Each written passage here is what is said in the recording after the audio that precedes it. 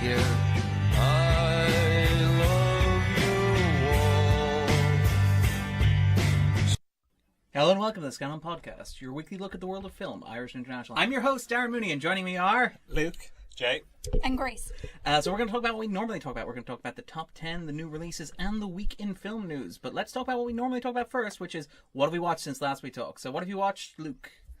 I've not watched a whole lot, but I watched John Wick 1 and 2. There was a double bill at the Lighthouse last Friday, but we should probably save that Till we get to later we'll on. fold that discussion into new releases. The movies are rad, and stay tuned for further. Would you go so far as to say they're wicked? Yes, I would go that far. I'm glad you went that far, though. What else have I watched? I watched Someone Great on Netflix. This is the I watched this too. The Gina Rodriguez movie. It's something grand. It's grand. Like I've kind of talked before on the podcast about I generally like the Netflix movies that I've watched, and I generally don't mind their way Lightness? of. Well, you remember when we talked about Maniac? I talked about how I didn't mind how they used the algorithm to kind of To program it and notes sort of and to kind of optimize put it all together. Yeah. Because to me, that was pretty much the same as how TV studios usually give notes. Yeah. And how test to screenings and make stuff TV. like that as well, yeah. What was Maniac again? Remind me. This is Jonah the- Hill and Emma Stone. Stone. Oh, yeah, Directed by Oh, now I Craig know I didn't see Fukuyama. Okay. I watched a different Maniac the other week that I might talk about. Sorry, go ahead. But with this, I don't know. It's not bad or anything, but just the way that it's put together, it just felt very artificial in a way that I kind of couldn't get past all the way through. You know, even down to the lighting. You know, that kind of neon bluey, reddy kind of thing. It all just felt very manufactured. The soundtrack, features a lot of artists who are just recently getting popular, the likes of Lizzo and stuff that are like that. hip with the cool kids, Yeah. but not yet broken But through. it's a So Netflix Uber 2019 film, right? yeah. Very, very much so. Like, there's a cameo by RuPaul, and Yeah. Well, it's a good cameo. Hang on, no, Well, I know, can I but ask it's like he's filming at the I've studio seen across it. the way. Who's seen this? Have you seen this? I've not seen this. I've seen this, right? Is it RuPaul, or is it RuPaul playing somebody that's not RuPaul, but behaves like RuPaul? I'm pretty not sure really it's clear. a character Yeah. because they have some name. Like RuPaul is I their didn't hear drug a name. dealer, and I imagine he wouldn't lend himself to. I think it's supposed to be a character. Yeah, it wasn't clear to me. Okay. But- They'll rue the day they didn't clarify that in. But obviously you can watch Drag Race on Netflix. Yes, You of course. They do have the characters watching Netflix You can also watch Jane on the the Virgin. Netflix, Which is- everything, yeah, Jane yeah. the Virgin, and like. The holiday calendar is my favorite example of that. By far. And And he like mentioned it's- Netflix in the movie as well. There's a scene that sounds like Yeah, just watch Netflix and watch It's it wherever. my favorite streaming platform. At the end, like literally, there's a scene where they like Exactly, specifically camera. reference Netflix.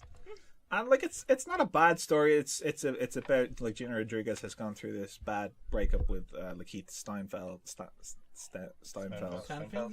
Stanfield, and she's moving from New York, and she's moving away from her friends. She And inexplicably got a magazine job. at Rolling But again, Stone, it's A Rolling Stone. But again, it's which a is- romantic comedy template. I mean, No, even if no. This may be a 2019 movie, but it's still a romantic comedy. Yeah. It's just funny how often these people still have those jobs. very And much completely so. unrecognizable. Like, I'm not saying Rolling Stone aren't hiring anybody, and Rolling Stone have just moved into new offices and whatever. I don't do downgrade or upgrade, but I don't know if they fly people across the country to move into their offices to write I don't copy. think so. But it's fine. Why would you ever have to leave New York for a job? It's New York. I know, right? You know. I'm gonna go to California where the good jobs are. Like Rodriguez is, she's a winning personality, She is. and she's good in this, and everyone acting in it is fine, and it's not bad. It just felt a bit kind of manufactured, and yeah. I kind of weird the kind of thing with it that I liked it, but it took me a while to kind of put my finger on why, and then why I was hesitant as well. And the thing for me is there's this kind of two things going on. There's like this kind of melancholy romantic drama, and then there's this kind of only slightly kind of raunchy comedy. And Yeah. they don't really seem like Fit. the same film. in ways like the flashbacks come on to the relationship all come at really inopportune times in terms of how the film plays out. But I like the three leads in it. They're good chemistry and it's kind of funny without being hilarious. And even the romance I actually think is really kind of deftly realised, but not given enough weight because you don't want to kind of weigh the film down in that way. Yeah, see, and that's the kind of problem. It's kind of between two stools in that regard. The relationship between Rodriguez and Steinfeld it's all through flashback that you see it, and it's all not modelling, but it's not fitting that same kind of tone. You've kind of got Broad City in some scenes, and then something a lot more serious in the flashbacks. And I quite like these flashbacks. I think they're well realised, but it feels like, what are we watching here? Then it pulls back and somebody's vomiting into a sink or something. It's that kind of thing where you're like, hang on, what is this? And what film am I watching here? Because that aspect of it is in flashbacks, and because of a couple other things, I just found there wasn't much conflict in terms of where it was bringing the characters. Like, one of the characters, she can't say "I love you" to her girlfriend, but it's not really played in a kind of a... Nothing comes difficultly for the characters, really. They're not really pushed, or it just kind of felt lacking. Secondary as well. Is there an element of this being a Netflix movie where the idea is that you leave it on almost? It's recommended by the algorithm. As you pointed out, it's manufactured by the algorithm, but it's left on by the algorithm. I think it's a little bit better than that. And I think potentially it could have been a lot better than that, but they kind of didn't quite put it together. And because algorithms are bastards, people probably shouldn't put it together.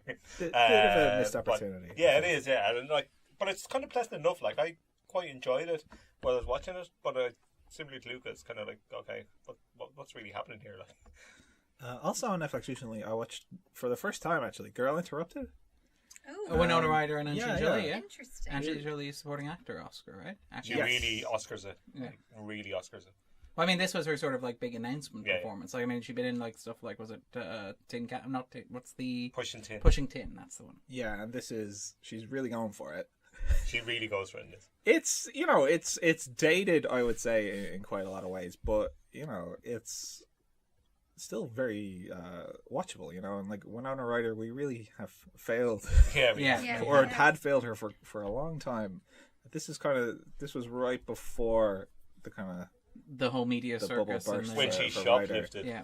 And obviously she's kind of really going which is for the it worst here. crime anybody could have committed in Hollywood, Jay. Yep.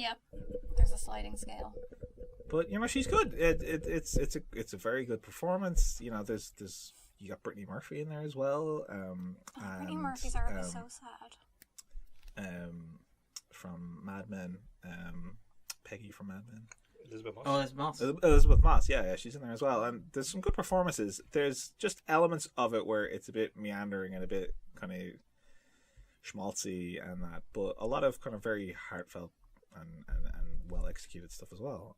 I quite liked it. That's James Mangold. It is indeed. He's got a very eclectic career, but he's reliable, generally speaking. Like, I mean, Mangold, his films are generally worth watching. Some of them are. I think he's improved from here. This was some a bit are better, like... more worth watching than others. But I mean, they are. They're solid. Like, he's a solid. Like, I'm a big fan of Walk the Line as far as Oscar bait music biopics go. Like, he's like a good Ron Howard. Like, solid. Ron Howard is the perfectly fine Ron Howard. We're not going to go down this road again. Okay. I like Ron Howard. I know you do. I also like Ron Howard. You're all wrong, but I understand everybody does because he's your uncle. Well, that's... He's everybody's uncle. He's Hollywood's uncle. Sorry, we got off on a bit of a tangent. We're talking about Girl Interrupted. But, apropos of nothing, this had I was interested to watch it because this had a reputation as being dated and a bit kind of overwrought and stuff. But when I watched it, this is, to me, kind of very much on the same level as, say, The Shawshank Redemption.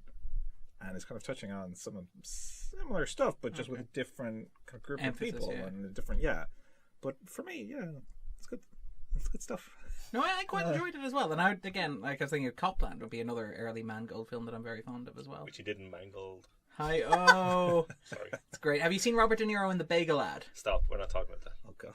It's something to behold. It's like I've seen about 10 seconds. You either die a hero, etc. It's like that, was it Dunkachino's ad Dunkachino's, from Jack and Jill? That's remarkable. Pacino's best work in years. Yeah, quite possibly.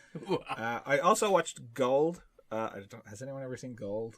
Refresh my... Oh, is this the painting one with Helen Mirren and Ryan Reynolds? No. Matthew McConaughey. Is it Matthew McConaughey? Matthew McConaughey. Another one I've of his... heard is of this- it. I haven't seen this it. Is is- this the one where it's at sea, if I This remember is the correctly? with Kate Hudson? McConaughey. Yeah. No. Kind of stalled. I like that.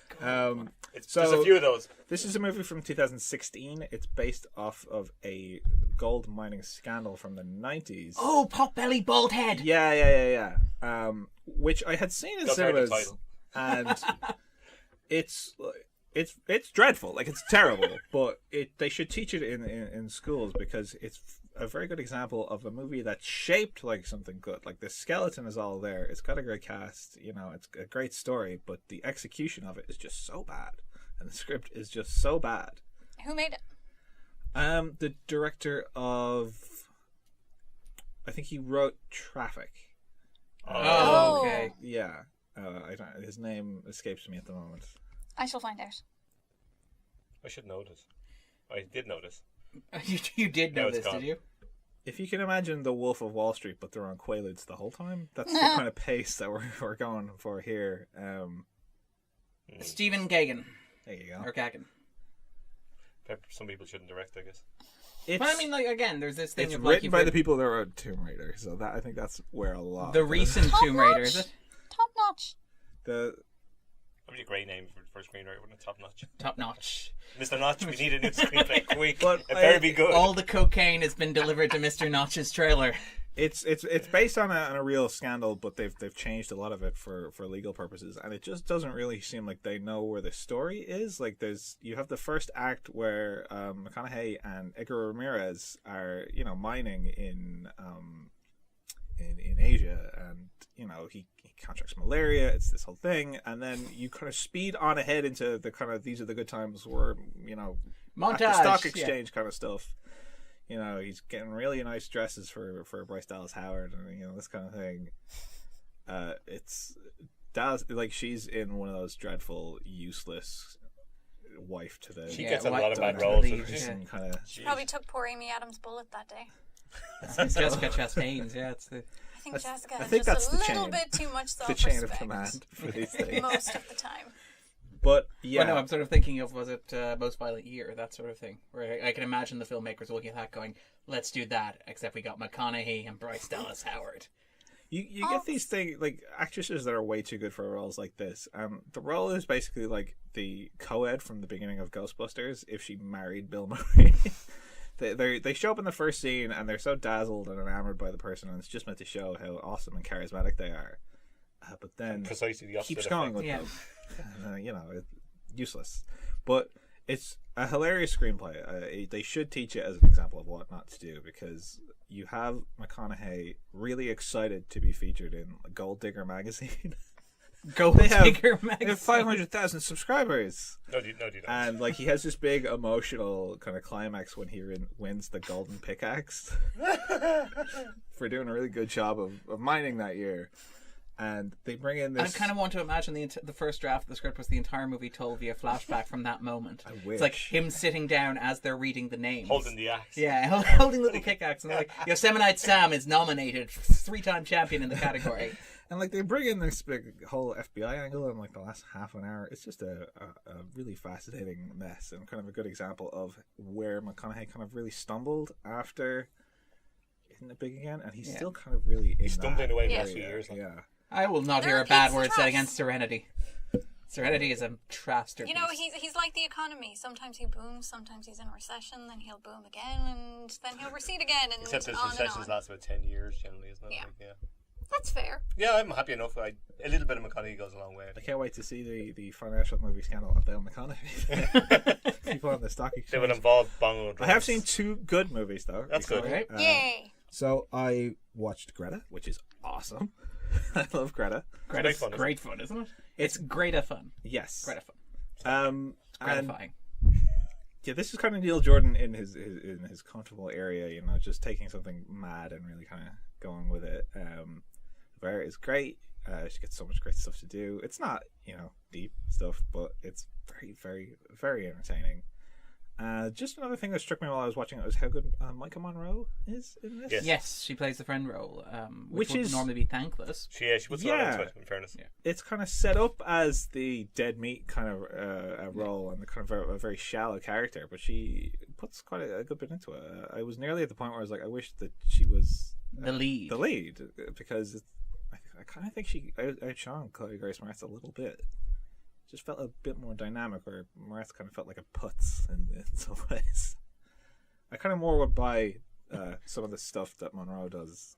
As what the main character does. Yeah. I mean, there is an element of that to it. I mean, that was one of the sources of complaint when I remember, because I really liked it, and Jay, I think, also I really liked it, but I suspect it wouldn't play again. Yeah. Like, I think one and done is a thing to it. I can't imagine the whole thing would collapse. But I in the remember second watch. a lot of people being along the lines of the sort of Prometheus effect, which is the character in horror movie does stupid thing. And it's like, yes, because they don't realize they're in a horror movie. There are a lot of very stupid things that characters do in order to move the plot forward. And it doesn't matter, because that's the movie we're watching. It's Also, not- We're all a stupid. lot of people Yeah, do I mean, stupid things in real life, I mean, so I would, kind of fine. I would be like the third guy to die in a horror movie, I reckon. I'd outlive you all. Yeah. I'd be the wisecracking guy that'll get it when you think he's going to survive. Yeah. Yeah. You're So like you the last make actor. you'd be like that person in Final Destination who makes a quip and then immediately walks in front of a bus. Perfect. And we'll That's be the way like, I've always wanted to go. Jay, And then it was quick and finally, savage. I watched 8th Grade, which I think is my movie of the year so far. Wow. 8th Grade is really, really good, or at least it really got to me. So I felt very seen watching 8th Grade. The loneliness and the kind of the assumption that you're it's all gonna work. The optimism, I think, of Kayla, Elsie Fisher's kind of character, She's great. was really engaging and really kind of struck me, because I kind of basically felt the way that Kayla feels in this movie from the age of 8 up until, I don't know, 22, if not the present. And particularly when you're at that age and you're kind of slowly realizing that actually you're not popular, and you're not kind of cool, and you're not going to be for the foreseeable future, and that particular kind of social anxiety she has, it's really well done, both in her performance, because she's that kind of motor mouth and kind of stumbling over her words, even when she's on doing her YouTube videos, or when she's talking to people, or kind of just sitting doing nothing. You feel that kind of social anxiety. You feel that anxiety on her when she's even at home and it's just her dad there.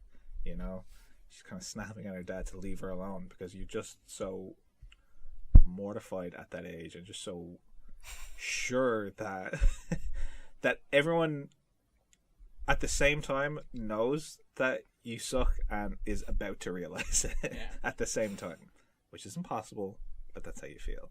And Burnham, I wouldn't have pegged him for a kind of a talent like this, but because he's come from that kind of YouTuber background, I think he handles the modern aspects of being a person of that age with a lot of with a lot of understanding, and there's no condescension to it at all, which goes a long way.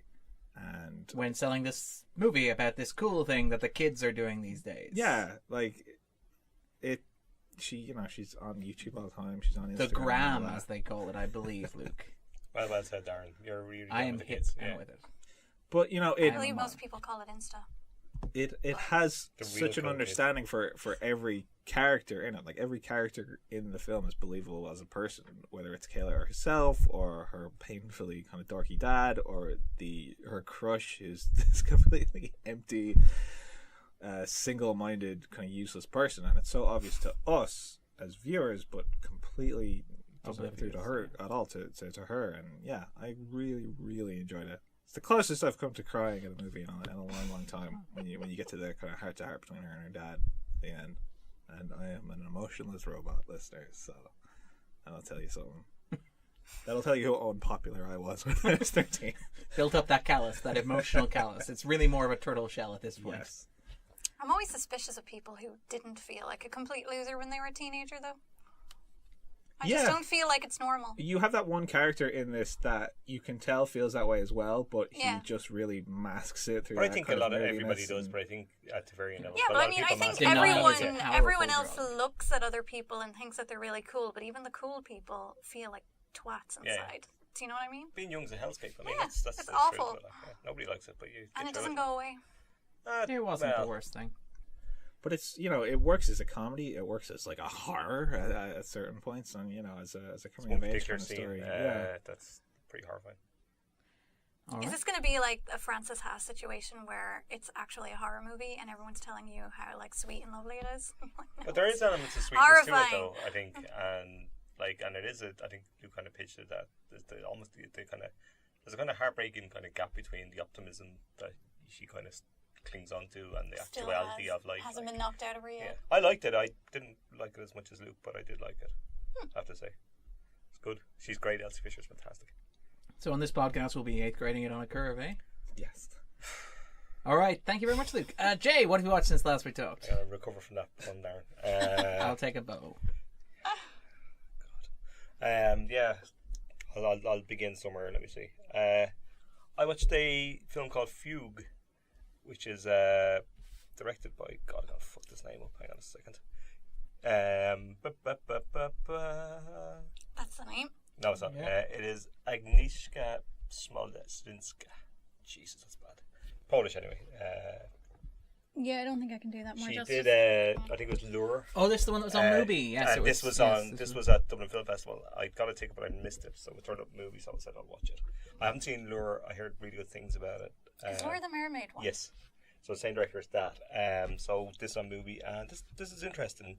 It's about a young woman called Alice who, and the first scene's really good. She's kind of camera follows her stumbling through a kind of train tunnel, and gets up on the platform, and kind of is bewildered, and people are kind of backing away from her. It's like, what the hell's going on here? And she proceeds to kind of squat down and urinate on the platform. Marvelous. And there's a kind of smash cut to, kind of, I'm not sure. I don't think it gives away what. I think it's about 2 years later, and she's found kind of wandering in Warsaw, with no real memory of who she is or whatever. And so the kind of, I think there's a kind of inference that she's committed a crime, but she's kind of doesn't really know what's happening. So they kind of, instead of putting her into prison, they basically do what all good people do, like put her on TV to see if anybody identify her. So it's this kind of TV thing where, and somebody rings and say, "That's my daughter," and basically she comes home to this kind of smaller town, and it's like a husband and a kid and parents that she doesn't remember any of them, and kind of tries to slot back into her life. And that's good. Really liked it. It kind of slows down after that and becomes something else. It's kind of glacial and a little bit uncomfortable in terms of the story and the kind of perspectives you get. And then you're kind of guessing at the truth or what it is. There's a certain point where the film becomes a little plot heavy, where it kind of goes, well, then this happened in 2 years ago and stuff. So you know, it's not quite the villain in a horror film explaining the whole plot, but there's an element of that to it, which always really slows down a horror film to nothing. You know, that kind of just before the third act where somebody tells you exactly how all the things happen. It's like, why would you do that in a film? I'm sure you're not talking about any movie in particular. I could there's sort of 100 of Or them. dozens of them. Yeah. Escape Room this year had quite a one of those. Sorry, something with throat there. Okay. Except that went on forever. But this kind of has an element of that, and a story that Is comes there out. ballet dancing and a cool soundtrack? No, there's not there. Okay, well then. But it's interesting. Like it's a bit sluggish in pacing. It's really well shot. There's kind of really kind of cold metallic blues and greys that kind of make her life almost like she's not real, and I really like that about it. Completely fascinating, and the end of it's really interesting. And I liked what they did with the end of it. It reminded me of a couple of other films, but something about it kind of pulled me from really, really liking it. I think it doesn't quite commit to the kind of. It's kind of a daring premise and what it's doing initially early on. It doesn't quite commit to that. So kind of I'm a bit reticent to say I loved it, but it's absolutely worth watching and really fascinating. But yeah, somewhat recommended, I guess, is where we'll go with that. I also watched Someone Great, but we talked about that. I also watched Wine Country, speaking of Netflix. Yes, this is Amy Poehler's directorial debut. This is mad. This is a fascinating film. It is, isn't it? In lots of ways. Darren kind of touched on last week, and I'd agree with most of the stuff he says. It's like a vacation video from what looks like was a really fun vacation with a bunch of people you really like, but where all the fun stuff has been taken out. Yeah. To a certain extent. Yeah, the script has that kind of Ferrell-esque ad-libbing kind of element to chunks of it, I felt. The bit where you've been given a character and you always say yes. Or That the kind improv of, sort of quality. that can irritate. And I it's- actually thought those were the stronger part were- of the films. Like, letting a bunch of talented but comedians in a room bounce I off each other. I think the cast is too stuffed for that to really breathe to a certain degree. But the cast are great, like almost to a person. Like they're like it's almost too good for a film this light to some degree. It's like there's too many people, and too many people serve trying to get properly. lines. Too many people trying to stand out. Like I mean, it has Maya Rudolph, which I pretty much watch anything she's in. So well, then that's Poehler always good. herself as And well. Poehler And herself, Faye yeah, is in Poehler's- there in a supporting role. Cherry Jones is in there for a Faye was supporting. a bit irritating. Yeah. It's not Well, much of a role for her, God Faye bless was her. Faye It's a was bad there, role. I think, as a sort of She just turned up and sweat one day and just That's gave it, as her a something to friend, do. you know. Like Yeah. it's But it like I like the kind of central idea of it, the kind of that kind of aging kind of thing to it. Initially well, it's early very on, it's quite sideways good, in terms of but premise. it works early on. I kind of liked it. I think they were getting at something, and there was some good set pieces around that. And I think Darren mentioned the whole millennial thing at the end of it. I kind of felt similarly in that way that I felt, you know, when.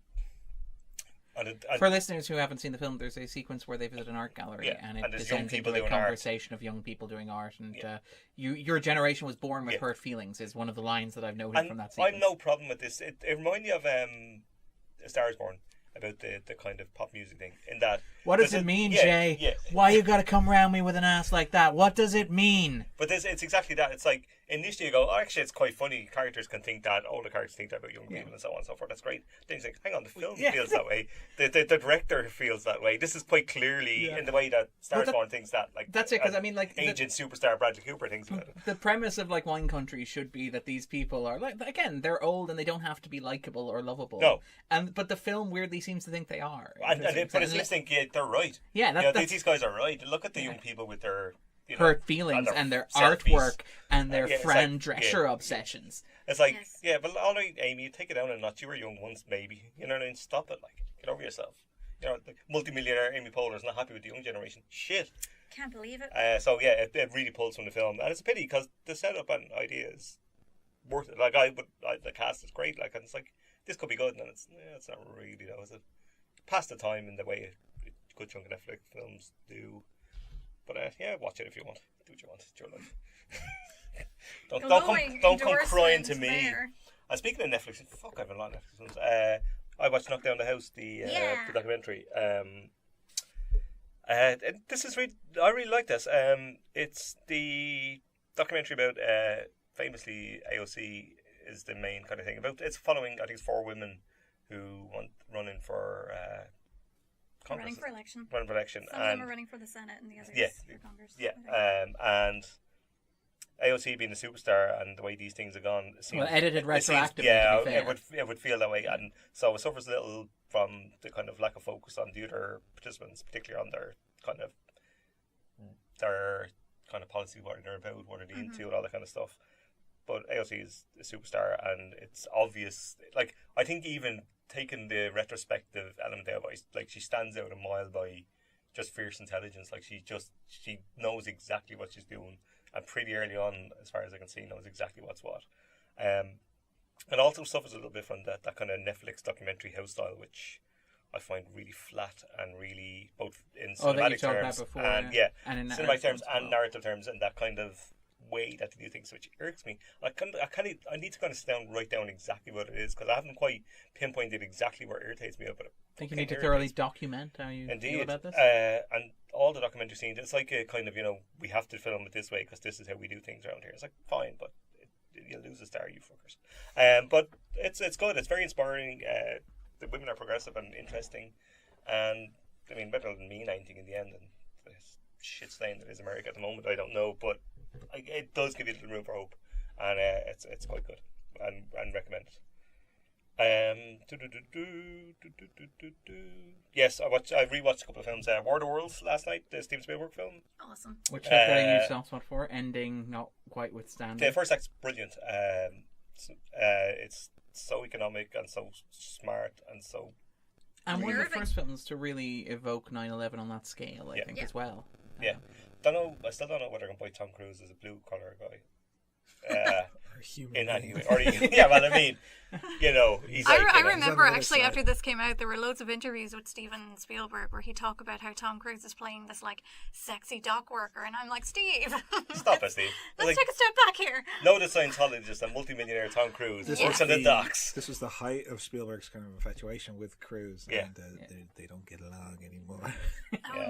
no, There's, I think you mentioned the Things DreamWorks were book. said, wives were insulted. Yeah. Yeah. I think the you gasp. the DreamWorks book goes into this, I believe. Yeah, that you mentioned. What's the name of the book again? I don't remember. Okay, cool. Sorry. Yeah, thanks, Aaron. Sorry to put you on the spot there.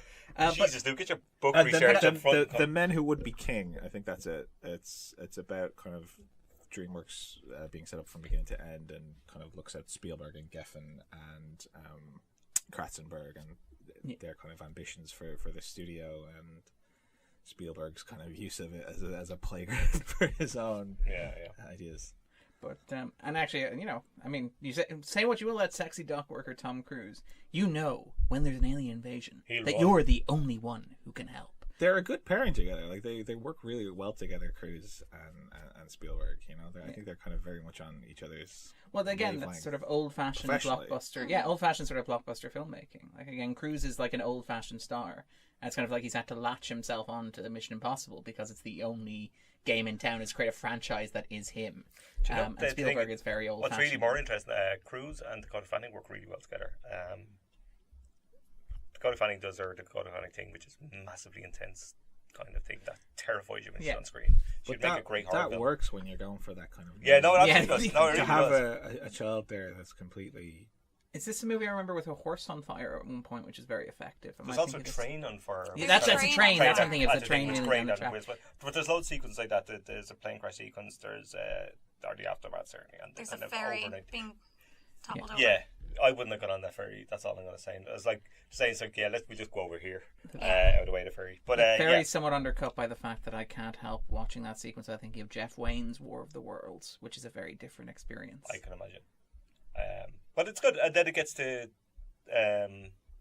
what's his face, Tim Robbins, Yes. and then it gets to silly alien spinning tires. Yeah, I'll have I to- just think it's unfortunate that Tim Robbins wasn't playing an actual priest. Yeah. You know, in the book, the person he's hanging out with for most of it is a priest who's a complete twat. Like, it's very clear how Wells Okay. felt about people of faith. Indeed. So, yeah.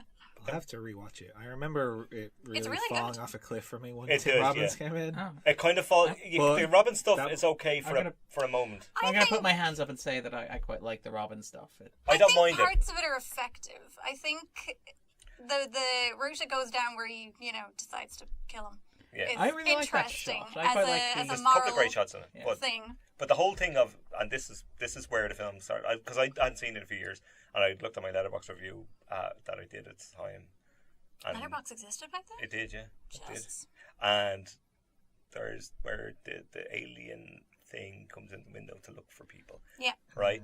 But it starts looking in nooks and crannies. Like, before that, they were just shooting people at random. All of a sudden, they're searching the roofs of houses. There's not many like, people left. And I'm saying, well, I'm sitting here, it's like, this is very Well, they're ethnic just friendly. lads, would you making just sure. stop? No, I no, thought no. that was I'm very looking at this and effective. going, no, that was very silly. Well, I found it very makes silly. perfect sense. You glass them from above, and then you send in your Well, ground troops to But polish them it's off. like it would do a spin across. It's putting on light into tiny little corners where mice are, and it's like, stop, But we just stop. It's very much, again, this is based on Wells's novel about British imperialism, the horror of British imperialism. I was reading about like how in the olden days, like how you would ethnically cleanse a town like the Romans did or the Crusaders did. Apparently it took quite a bit of time. No, You no, would, no, like catapult and bomb and the smoke good and old stuff. days of catapults. I know, but apparently it would take weeks. Like they would be thorough. They would be like into every home. Is there a body in there? If Stab. only there was just one body with smallpox they could Yeah. fling across the wall. But So I mean, like anyway, I get that that's what the film's going regardless for. of whether you like that sequence with Robbins or not, and Okay. I'm kind of somewhere in the middle on this one. it probably goes on for too long. Yeah, it does. But it's And I don't think it's Post Too that, bad. is I don't a think shit it. show. I don't think An it Robin's unholy movie shit of show. any depth myself. I honestly would have thought that the ending was complete nonsense until I read the book and Yeah. something very similar But happens. you should. The- that's you're why. like, oh, that's why it's an sorry. adaptation, though. You Yeah. shouldn't put the crap stuff in. The like you really ending with shouldn't. his son is new, and I remember really thinking that was stupid. But even the half an hour up to that is so. But they if never everything make it stops, clear it's just- why the son just wants to do a runner in the middle of this field that's being incinerated. Yeah. And I he's like, don't know "Oh, what I've got to comes go, first. Dad," and you're I- like, I "Where? I just the Where are whole you thing going?" just ground to a halt, and I was waiting for it to end. It's like, I know Spielberg famously can't really end films to great level in a lot of the time, and this is one of his worst endings. It actually robs the film of, like, I've actually weirdly upgraded the film from 2.5 stars to 3 stars because it's at the first kind of half. It's much better than Remembered, but it's a bit of a mess at the end, I'm afraid. But fun in a lot of ways, and some really great sequences. I also watched The Fugitive, which It's is on Netflix now. just it is, yeah. It's really good. It's been years since I've seen And it. full of recognisable good. actors. Yeah, a lot of good faces. Julianne Moore as a doctor, Yes. was my last surprise going back to it. Yeah, me too. I was like, what? Why is she here? This is mad. Andrew Davis also gave us Under Siege, I think, as well. So he could do some good 90s thrillers. And although this does feel like an 80s, so it'll be right down to the credit sequences, very 80s. But it's fun. And the soundtrack, yeah. Yeah, it's all that. It is, and it has Ford doing Ford, Tommy Lee Jones doing his scenery tune. How the fuck did I get an Oscar for this scene? Which is remarkable. And a sequel. He could literally. Have you seen the sequel? I've yet? not. No. The The sequel sequel is great. It's I would- so fun. I would Okay. have to watch it because You would say that I do though, love Tommy Lee. as in great or as in it's terrible, great fun. I think it's very fun. Okay. I've heard a lot of bad things about it. Anytime anyone mentions to me, it's like, Jesus. I mean, it's not as bad as its reputation suggests, in my observation. Oh, okay. I It's mean, not- some people just hate joy. Yeah. Like joy and enjoyment. I feel that's a shot across my bows, Grace. So, I'm not directing it at I anyone feel particular. that. I feel seen here. I strongly feel we take a lot of things too fucking seriously. No, I agree. But the Fugitive is great. But Fugitive is Tommy Lee Jones just hams it up. Like if Tommy Lee Jones come in an Oscar for this, he should win an Oscar for every film he's in because it's eventually just playing Tommy Lee Jones. But it's fun. Being slightly grumpy. Like again, and that's the thing with the supporting actor category. Yeah, is anybody that can win it. the Yeah, inverted yeah. commas don't matter, so you can give them. But to I the fun. don't think he particularly cares in the film. And he's No. like, I say he's surprised anybody else. Yeah. Does the Oscar actually matter? But Yeah. to I know, to but narcissistic Hollywood people, but the Academy is aware that the supporting actor nominations It's a don't really nonsense. matter. Yeah, I to know. be fair, because he looks like he's just like, fuck it, just toss off a few kind of quips and we'll see what happens. And then he got an Oscar. He's like, whoa. Have you seen him in Batman Forever recently? It's amazing. Yeah. it's very much like somebody bad told him word to look said at it Jack Batman Nicholson Forever. and was like, "Yep, just do that, but more, Lots more. more." He does. More Jones He's is always having good. he's having fun. Was it his 14-year-old son was his coach / agent / guy who convinced him to sign on? I believe. I say, Which explains a lot. He beat his son after it. Jesus, Jay. Well, he You're very he dark. made Jim Carrey's that life was a misery very- on set. Oh, yeah. I remember now. Yeah. Oh, I cannot sanction your buffoonery. Yeah. Yeah, which is a great line. And finally, because it's not a top 10, I have to mention The it. most Tommy Lee Jones line. I watched Fox Lux. Yes. Thank Luke you, has Luke. seen Vox Lux. I've seen Vox Lux. I am not going to get I'm to see afraid, Vox Lux 'cause it's at the cinema already. By Luke's size and Darren's words before, I'm going against both of you, I feel here. No, not No, necessarily. I really, really liked it. Okay, maybe. Yes. I really... but go off. I thought it was I haven't seen Brady Corbett's previous film, The Child of a Leader, so he was pretty new to me, and I'd heard mixed things about this, so I kind of going in fairly neutral and hoping for rather than expecting it to be good, and I really liked it. It's kind of a two-half kind of films, I guess, of kind of a younger person's kind of trauma that becomes an adult person's trauma, I guess. In terms of a young girl has a kind of horrific experience and then Becomes a pop star. becomes a pop star from it. The voice of a generation. Yeah, in the way that these things happen in movies. And I mean, Literally voice if of somebody life. from the Mouse House can do it, anybody can do it. But this and becomes Natalie Portman's kind of show in the second half in that kind of she has this slightly kind of weird, terrified glare and jittery speaking kind of thing, where she's kind I'm really confident, but underneath I'm falling apart kind of thing, which really worked for me. And I've seen people not too in love with her performance here, and Luke smiling, so I suspect he may be in that corner, maybe. It's kind of for me it felt like a mishmash of work that Portman's done better elsewhere. you Yeah. know? I think it led on very well from the earlier performance. It was very good.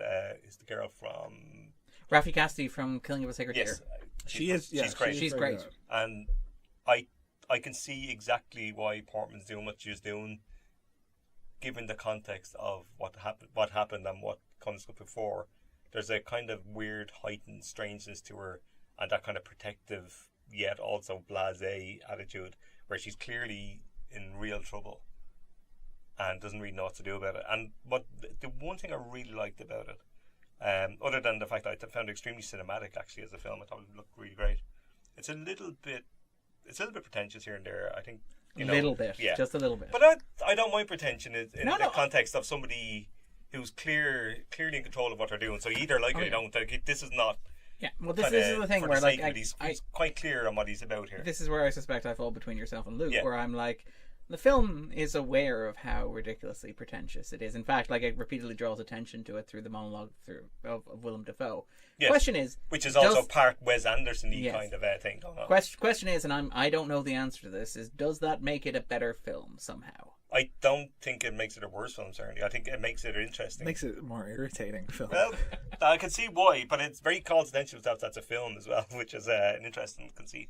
But there's a final act kind of bit, and I'm not going to be specific about it because some people haven't seen it. Grace, you will get to see it at some point, I would reckon. That basically takes the third act structure of a lot of films, particularly these kind of films where trauma and kind of the hope for reconciliation, all these kind of things in it, and kind of achieves a resolution without really doing anything, in the sense of what films generally do, which is the big fight, the big kind of drama, and then the ultimate kind of we've both learned something here type thing. And it does it essentially all of that through, like, for want of a better word, song. And I was fascinated by that. Absolutely fascinated, because I found it really interesting and something unique, and I could see why that wouldn't work for people at all. And I could actually see watching the film why people would have problems with it all along. And if it goes another way, sometimes I'd be the same. I'd be like, what the hell? But it really, really worked for me, and I was kind of surprised, but I liked it a hell of a lot. Luke feels like he wants to contribute. Jump in there, Luke. Well, just from where I was coming from, a lot of the kind of political aspects on the periphery of this really kind of dragged it down for me, and I found some of those choices, the inciting incident. Oh, okay. In the second half, for example, or in the first half. In both okay, halves. both halves. I get, it's not It's that a they're there question for of no taste, reason. Or is this a question of like cynicism, or is it a question? Very, very cynical. Okay, yeah, which yeah. is it's the choice. It's not accidentally cynical or unknowingly cynical. Yeah, unwittingly, yeah.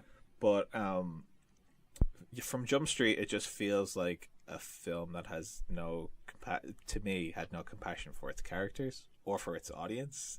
We talk about A Star Is Born having this kind of sneering perspective on modern pop music. Oh yeah, This has Sia, right? She writes the songs. They're good songs in the movie, but when you've got Willem Dafoe doing voiceover, they were literally given to you by Satan. Yeah, like, I don't know. I was in a bad humor with it from the start, and it didn't really. I will say that it was probably the best music film that I saw at DIF this year. It's a low bar. It was Know Her Smell.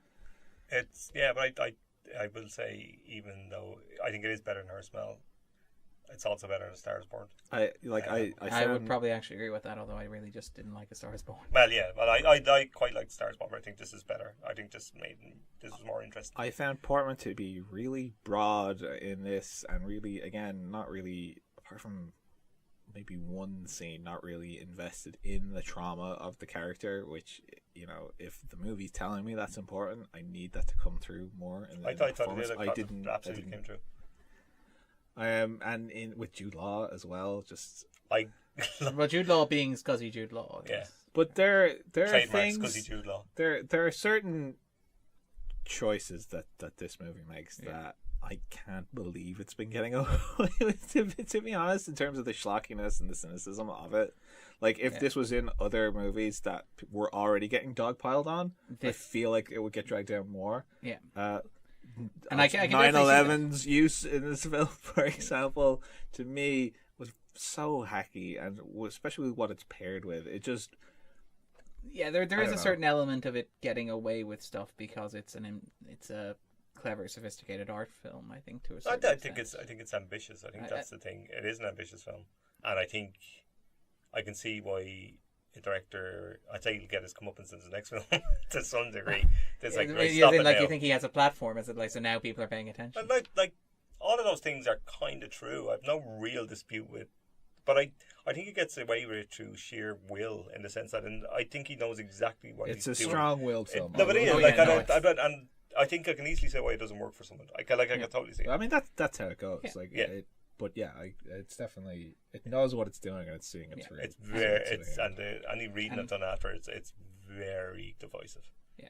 I'm perfectly on the fence. I Of course you admire are, its I admire its commitment to self and its refusal to compromise, and the fact that it is aware of how ridiculously, sort of like unflinchingly over the top and self-important it is. I'm just not entirely convinced that being aware of that earns it. If that makes sense. All I'll say is, like, Under the Silver Lake's in my top 10, so don't listen to me. What the fuck do I know? Cool. That about wraps it up? That wraps me up. Alright, so Grace, what have you watched since the last we talked? I have watched a fair bit actually, and a couple of rewatches too. So I'll start with the new watches. Yes, I will.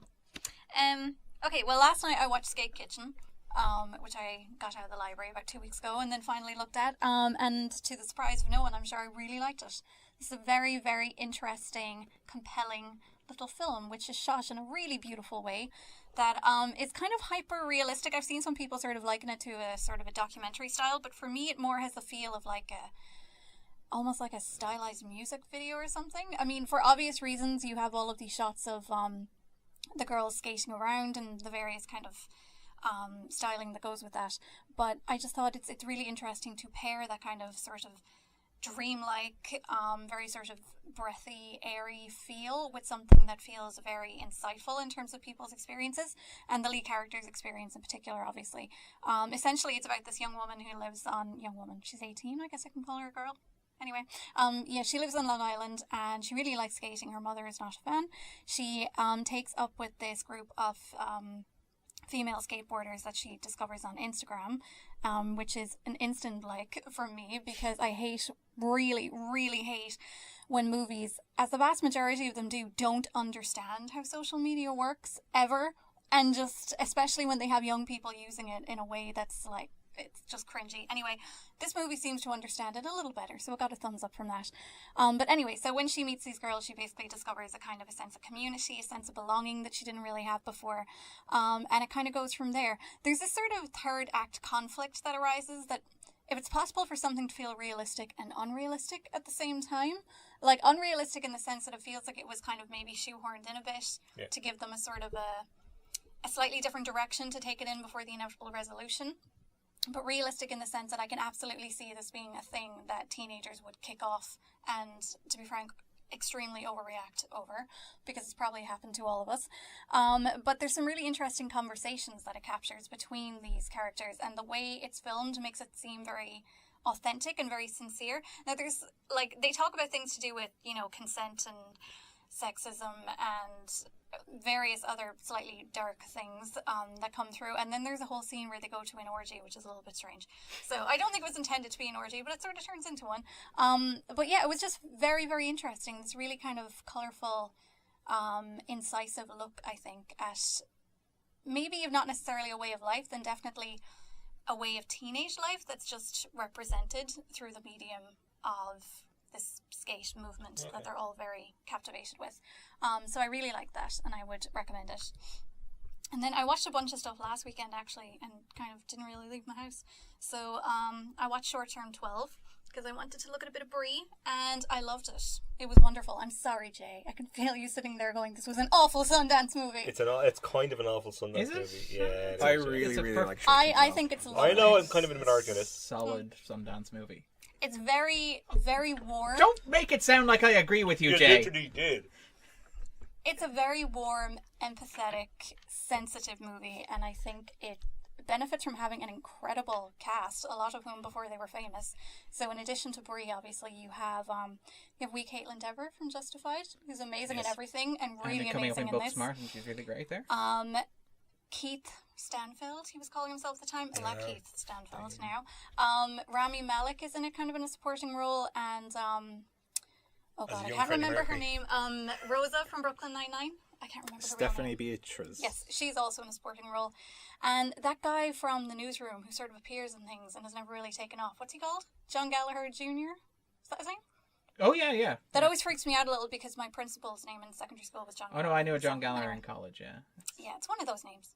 Anyway, it's a lovely collection of actors, I think, who are all very good and just very talented at capturing that sort of sensitive, difficult experiences. But I really feel like the story is told in a way that's very human. Like, it empathizes with them. It doesn't turn all of these experiences into melodrama or anything that's really heightened and over the top. It feels like it's really trying to listen to them and represent them, and I just thought the writing was really nice, and the way it's all comes together is it manages to kind of delve into the really challenging aspects of these people's lives, but still find kind of hope and optimism and connection in it, and I think that's lovely.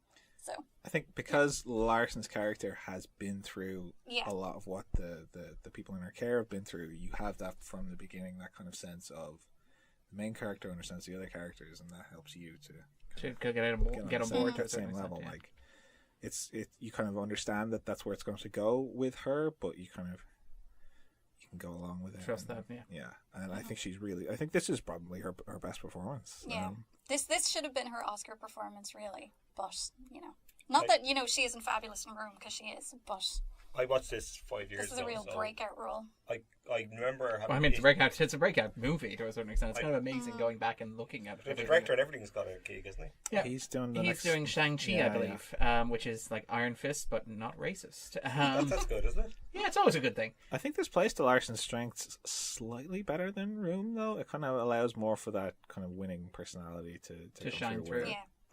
Understandably, or, Room's not gonna. I love the also, idea for that. of her Luke protesting perspective- Room being like, It's a downer. yeah, it's Yeah. so solemn all the time. Her perspective is a lot more central, I think, in Short Term 12. Obviously, Room is more told from the point of view of the child.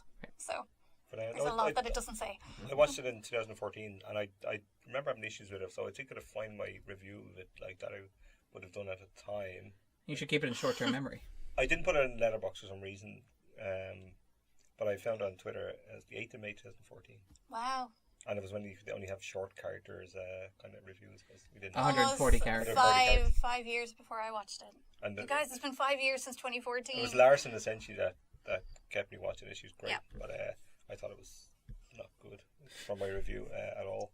You Inhuman Monster. I thought it was just really surface level and full of cliches, and it doesn't really get beyond that, aside from Larson. I Jay. again split the difference between the two. I think it's a very indie film and a very particular type of American indie film, but it's got a great set of performances that I really loved.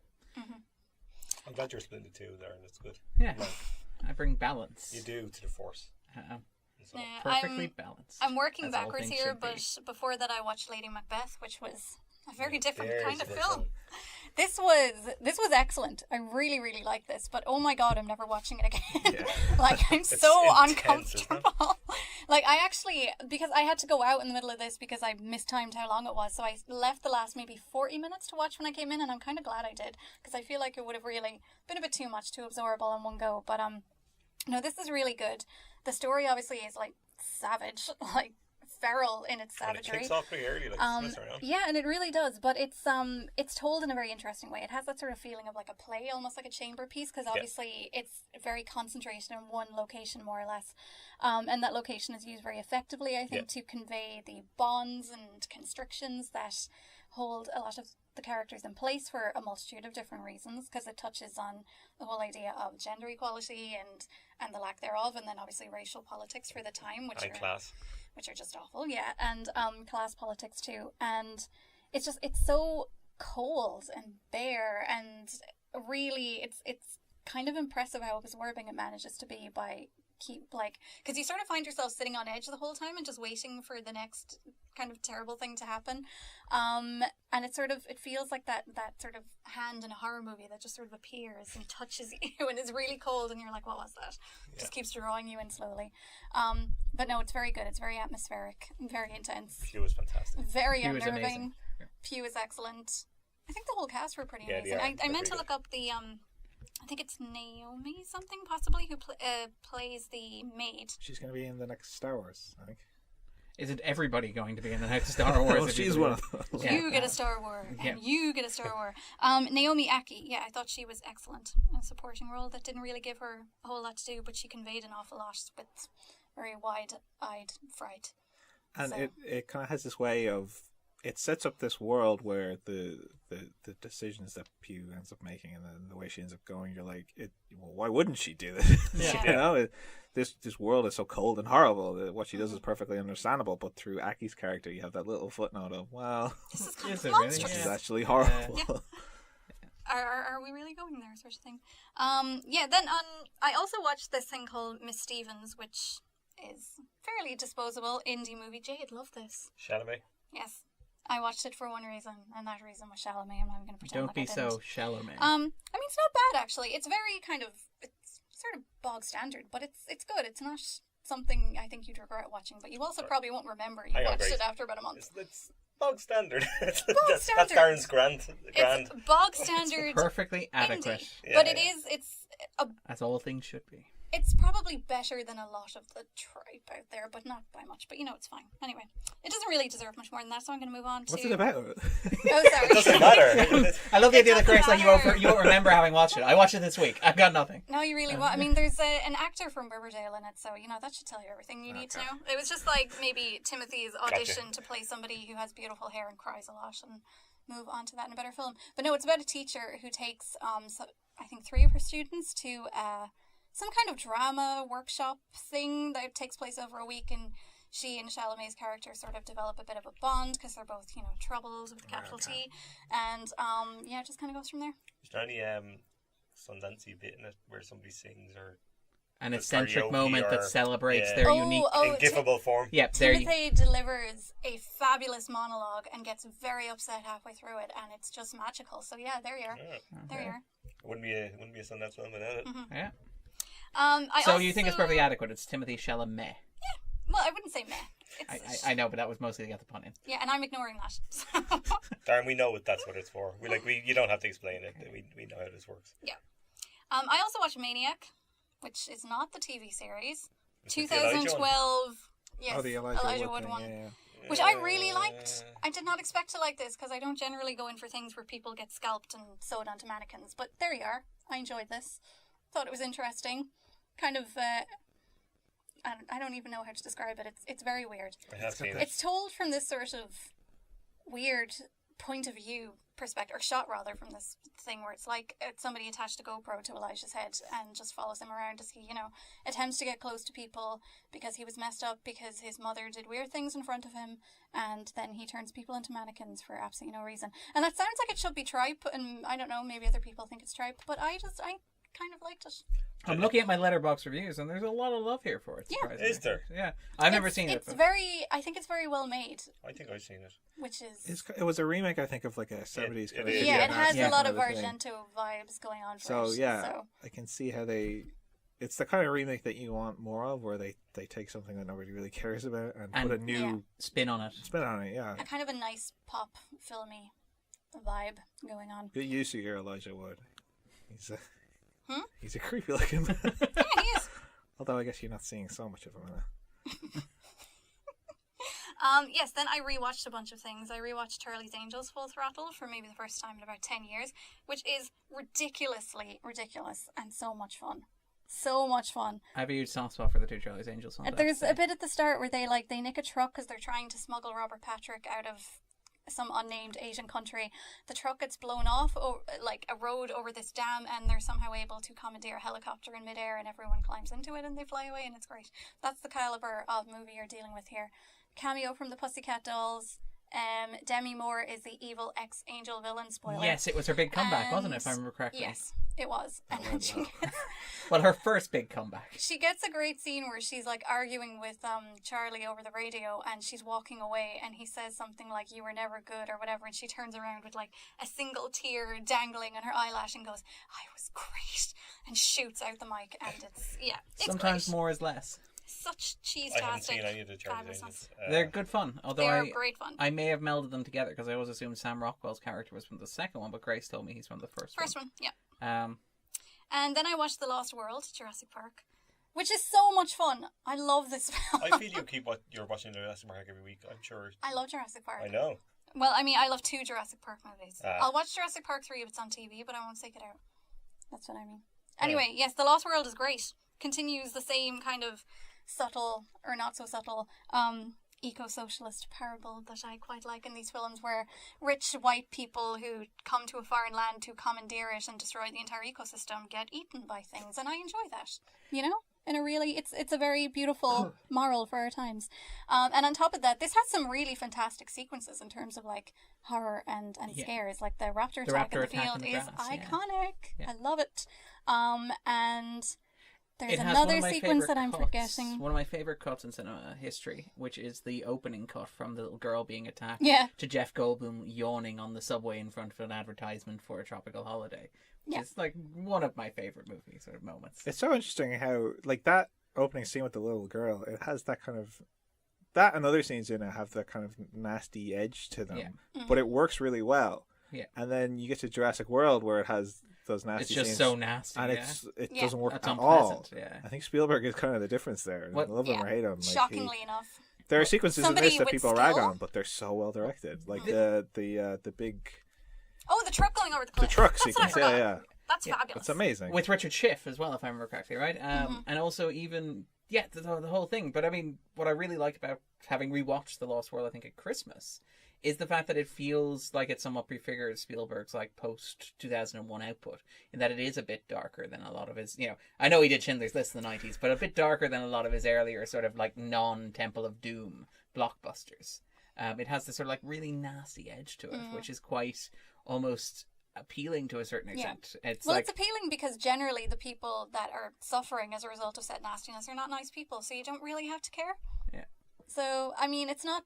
Well, I suppose somebody gets eaten in San Diego and a dog gets eaten. That's unpleasant. Yes, the great shot of the kennel dangling from the T-Rex's teeth. Not a fan of that. Although, as I often say, like, I don't understand really, but a T-Rex would want to be eating like 5 of us at a time, because otherwise it's like having a single kernel of popcorn, surely. It's Some not people really like to gonna take do their much. time and graze. Graze. And Graze there's a great scene where Vince Vaughn and Julianne Moore's characters break all of the dinosaurs that have been captured horribly out of their pens and let them just run riot and destroy an entire camp. And I'm here for that. I am here for that kind of peaceful civil disobedience. So yeah, I love The Lost I World. don't know how Is it civil really it is. peaceful? It's totally peaceful. They just let the Grace, animals that's, out. The uh, animals cause the disturbance, not them. I feel like unleashing a lion in the middle of a zoo wouldn't be considered a peaceful civic protest. Well, we know Yes, when but Grace gets people- arrested exactly what's happened. But people who visit zoos aren't like horrible, awful capitalists who want to capture these animals and smuggle them in tiny ass cages that they can't even sit down. We're not disputing the morality of the act. It's more just the classification of it as peaceful and civil. It is totally peaceful. All they did was let them out. The animals chose what to do. Life finds a way. It does indeed. And finally, I rewatched John Wick, and I suppose we'll come back to that later. Yeah. So, yeah, that's me. All right, I had a relatively light week last week because it was taken up by one thing in particular, but I did watch Mary Max for the first time and Harvey Crumpet, Adam Elliott's sort of 2 films. Harvey Crumpet being the 2003 film that won the short, the Oscar. And it was kind of developed into the feature, wasn't it, I think? Or a variation of it. It was, it heavily influences I Mary haven't Mack seen the in first terms one, of the aesthetic, short. and even in terms of like carrying over elements, like he has a little book of facts, Yeah. and Max has a little book of faces. The dogs are named Sonny and Cher, which is again something that carry over to Mary and Max as well.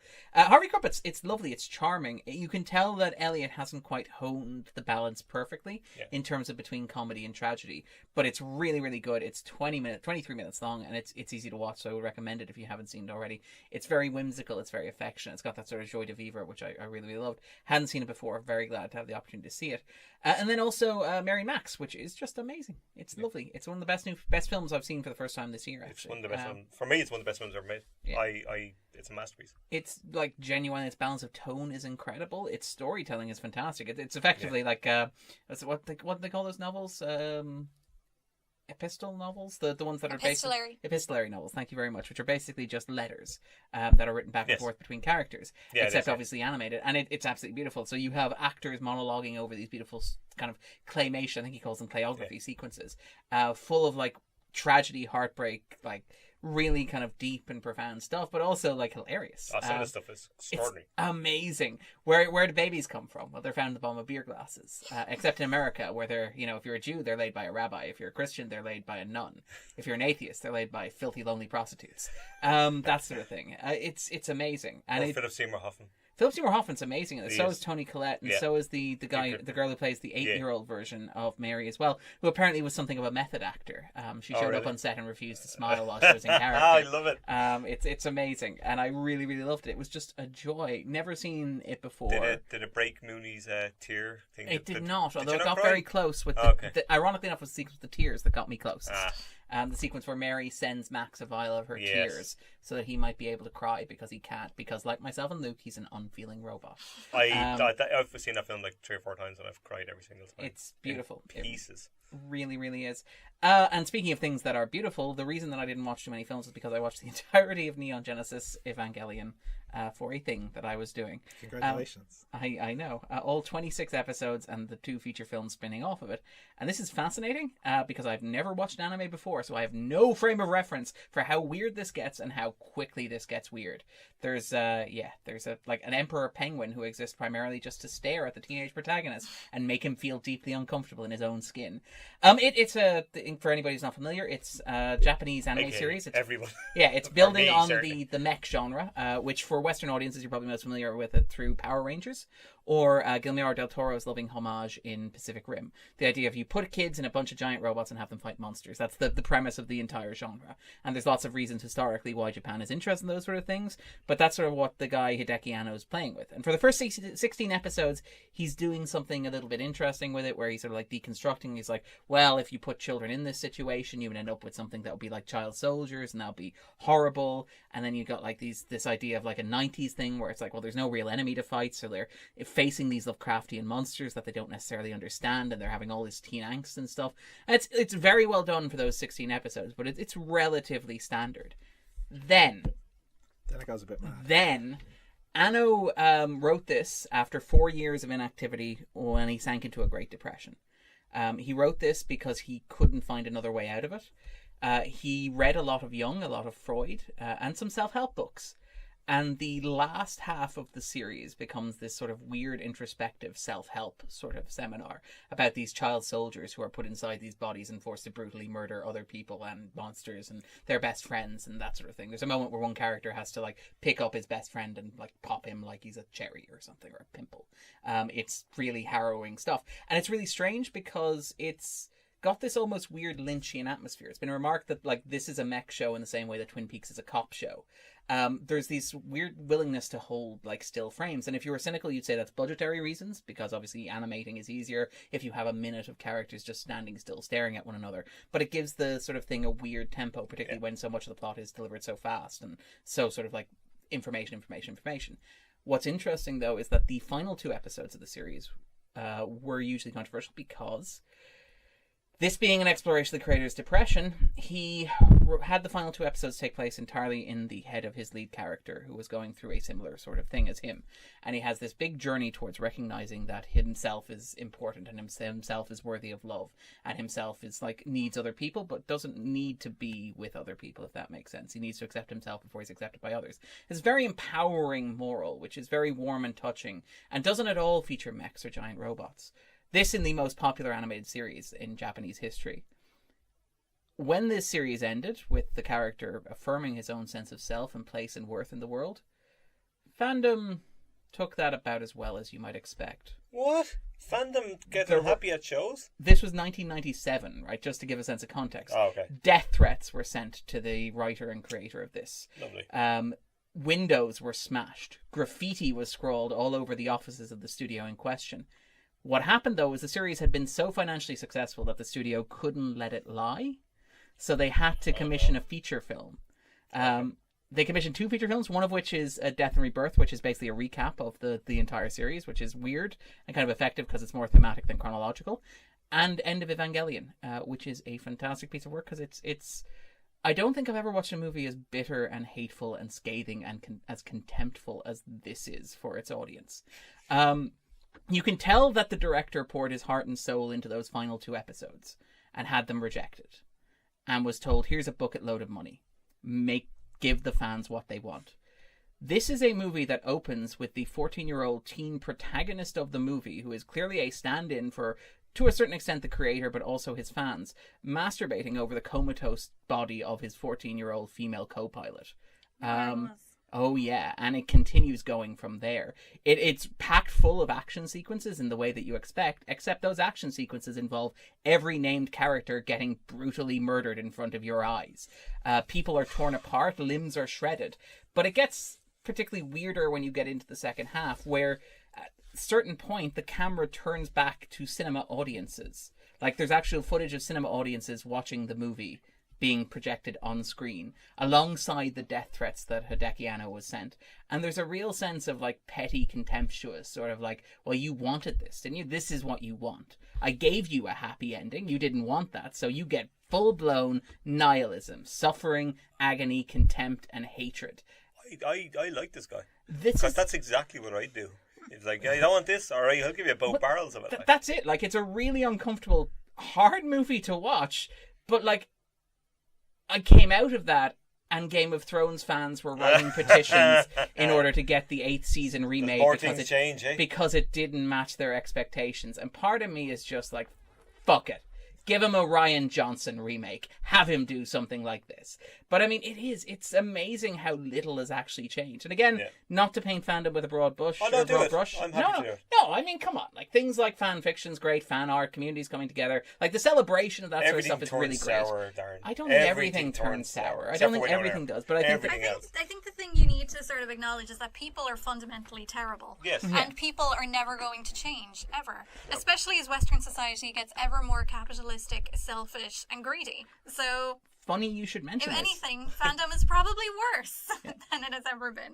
Funny you should mention this, because that's pretty much the conclusion that the movie itself reaches. Fabulous. The movie, like the TV series has the character realizing his sense of self-worth as like a triumphant like character arc or journey. That sounds a great ending, I have to say, by the way. The film, right? Yeah. The film has the entirety of mankind sucked up to become one with the universe, having this almost divine like moment of like wisdom and shared experience. And what the film does then is it takes the end of the original series, which is Shinji, who is terrible, by the way. He's amazing. He's a protagonist in the mech series, but he's very clearly a screw you to both the writer himself working out his own issues, which are deep, profound, and very, very, very upsetting. But it's also a kind of a commentary, I think, on, and has been described as a commentary on certain types of culture. But it's his version of like, in the ending in the series, he comes to terms with himself, and that's a huge triumphant journey. In the feature film, they suck up every human soul, and they're like, you guys can be together forever in harmony and love one another. And Shinji's response is, I don't want to be with other people.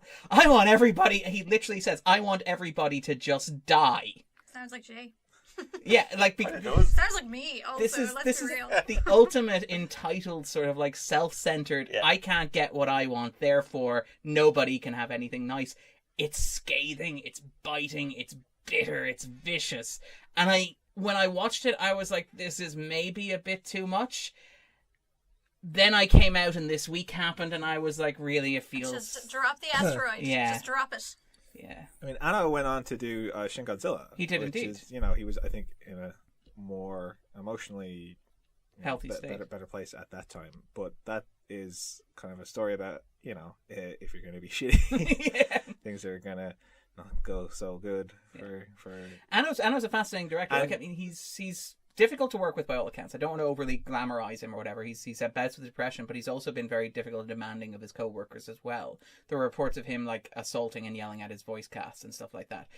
By all accounts, not a particularly pleasant person, very demanding of himself and of others. And it's very clear watching the movie that some of the issues the male character is working with. The entire point of the movie is the male character being completely worthless. Like, he's literally dragged around. He's like, I don't know if I can do this. I don't want to do this. I can't do this. And he's literally carried by 3 different female protagonists, dragged by the hand to the situation where he can supposedly be the hero who's supposed to save the day, and then decides to do mankind instead. There's a real kind of like sense of self-contempt in there, which is fascinating to behold. It sounds like one of those things where fandom don't, realize they think a story is a certain thing, and they're not comfortable when they realize that it's another thing. That's maybe turning a mirror on themselves. You know, I think Anna was very much in that place where he's like, this character is me, and I'm going to use this character to, you know, work through all the things I don't like about myself. That kind of indecision and inability. You know, the pressure, because there's a lot of pressure on Shinji as well, from what I know about the story and that. And fans were like, no, Shinji's awesome. And it's like, well, if you don't realize how terrible this person is, I'm going to make it clearer.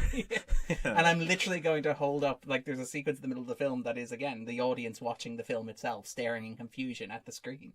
But like Shin Godzilla in a less fraught way kind of expands that to kind of a national scale. You see how a nation's hang-ups and kind of particular way of doing things really hampers their efforts to fight off giant lizard monsters that happen to invade.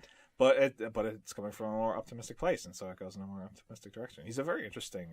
He is indeed. As far like again, he's worked with Miyazaki as well. Some of the research that I was doing was amazing. Himself and Miyazaki would like fly plane together over the Sahara on holidays. And Miyazaki would repeatedly invite Anno to participate in Studio Ghibli retrospectives and write forwards to like box sets and stuff like that, where Anno would just be a cranky old bastard. They're both pretty cranky. They're both pretty cranky, but I mean the commentary on was it Nausicaa of the Valley of the Wind, which Anno directed the God Warrior sequence in, consists largely of Anno asking why would the old geezer, which is what he calls Miyazaki, make this directorial choice here. It makes no sense whatsoever.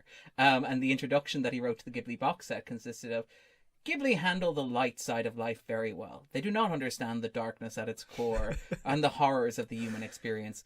But that, I suppose, is modern entertainment. Just watching Grave of the Fireflies, like, what a bunch of babies. I'll show you real suffering. But yeah, so that about wraps up my week in terms of film watching. Let's move on to talking quickly about the week in film news. So in terms of film news, the big news this week is that the Cannes Film Festival has kicked off. Yay. Yeah, I know. We're such big fans. I can sense the enthusiasm just sort of radiating. Mad because you're not there. I can't wait. I am. I'm just sort of envious. We do have a man on the ground this year, actually, which is quite cool. Niall is actually over there. He is. Although in an official capacity, so we're counting on him to send over nice Instagram stories. It is worth noting, actually, that marking or coinciding with the launch of Cannes, 8 Irish film festivals have signed the pledge for gender parity and inclusion in festivals that was launched by Cannes, the 50-50 by 2020 Gender Initiative. It was launched by Cannes? Yeah, it was launched by the Cannes Film Festival. Will you stop yelling at us now? 2018, it was launched last year.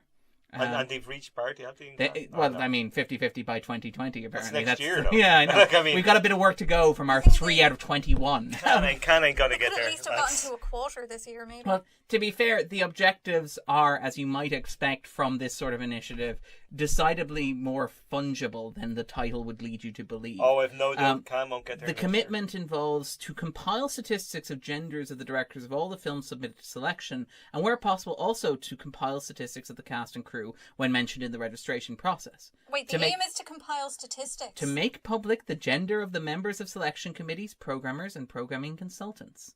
To make public the gender of executive boards and or boards of directors, and or to commit to a schedule to achieve parity in these bodies. Oh, I know what this is then. Basically, when Cannes next year has the same numbers, they'll say, well, look, here are all statistics. The people that didn't send us enough films, like, so, you know.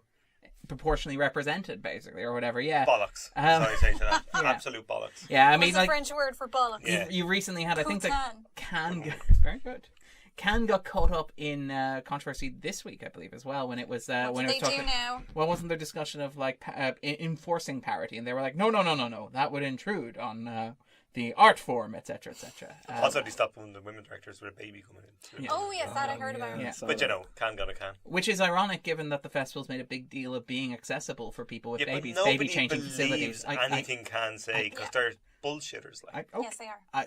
Okay. Sorry, but Darren, year on year we hear this nonsense, and you see their press conferences. We're going to be shuffling around in Zimmer frames, and they'll be like, "We'll build some statistics." I feel like you're over egging my support. No, I know you're not. But I would suggest that their press conferences with two guys looks like something from the 70s. No, they look like the same. It's not your fault, Darren, per se.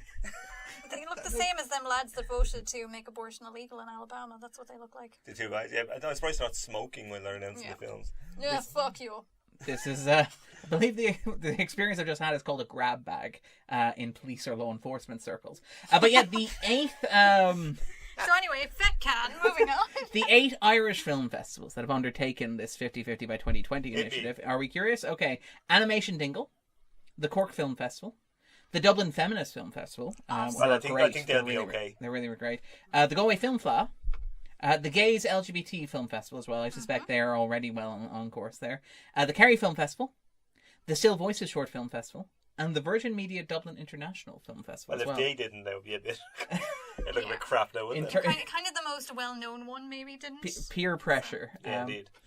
In terms of other news, Alex Gibney is attending the new All Ireland Documentary Film Festival in Belfast in June. That's because he has about 12 films at it, I'd say. Quite he possibly. knocks out films more than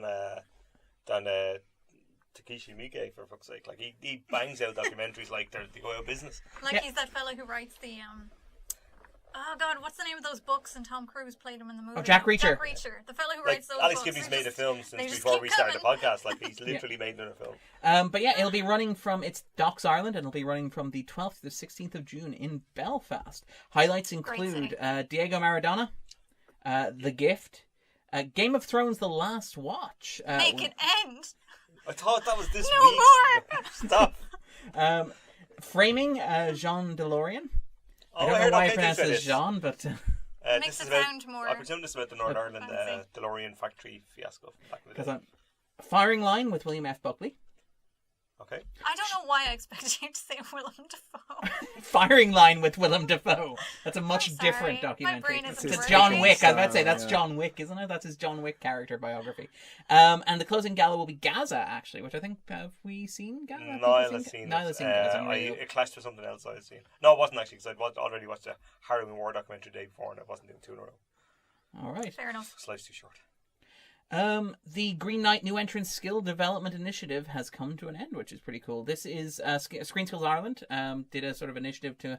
It is a work-based learning program on the feature film production of Green Knight in collaboration with A24 and Wild Atlantic Pictures. A24. Yeah. I have no idea what you're talking about. So What is this? the idea was that basically this A24 production in Ireland, Green Knight, would basically bring people on for kind of work experience or to learn how to do these jobs, I thought this including young people, accounts, is it? AD development. I assume it is. I'm not entirely sure of the It's always young demographics. people. Sorry. AD department, Jesus, easy there, wine country.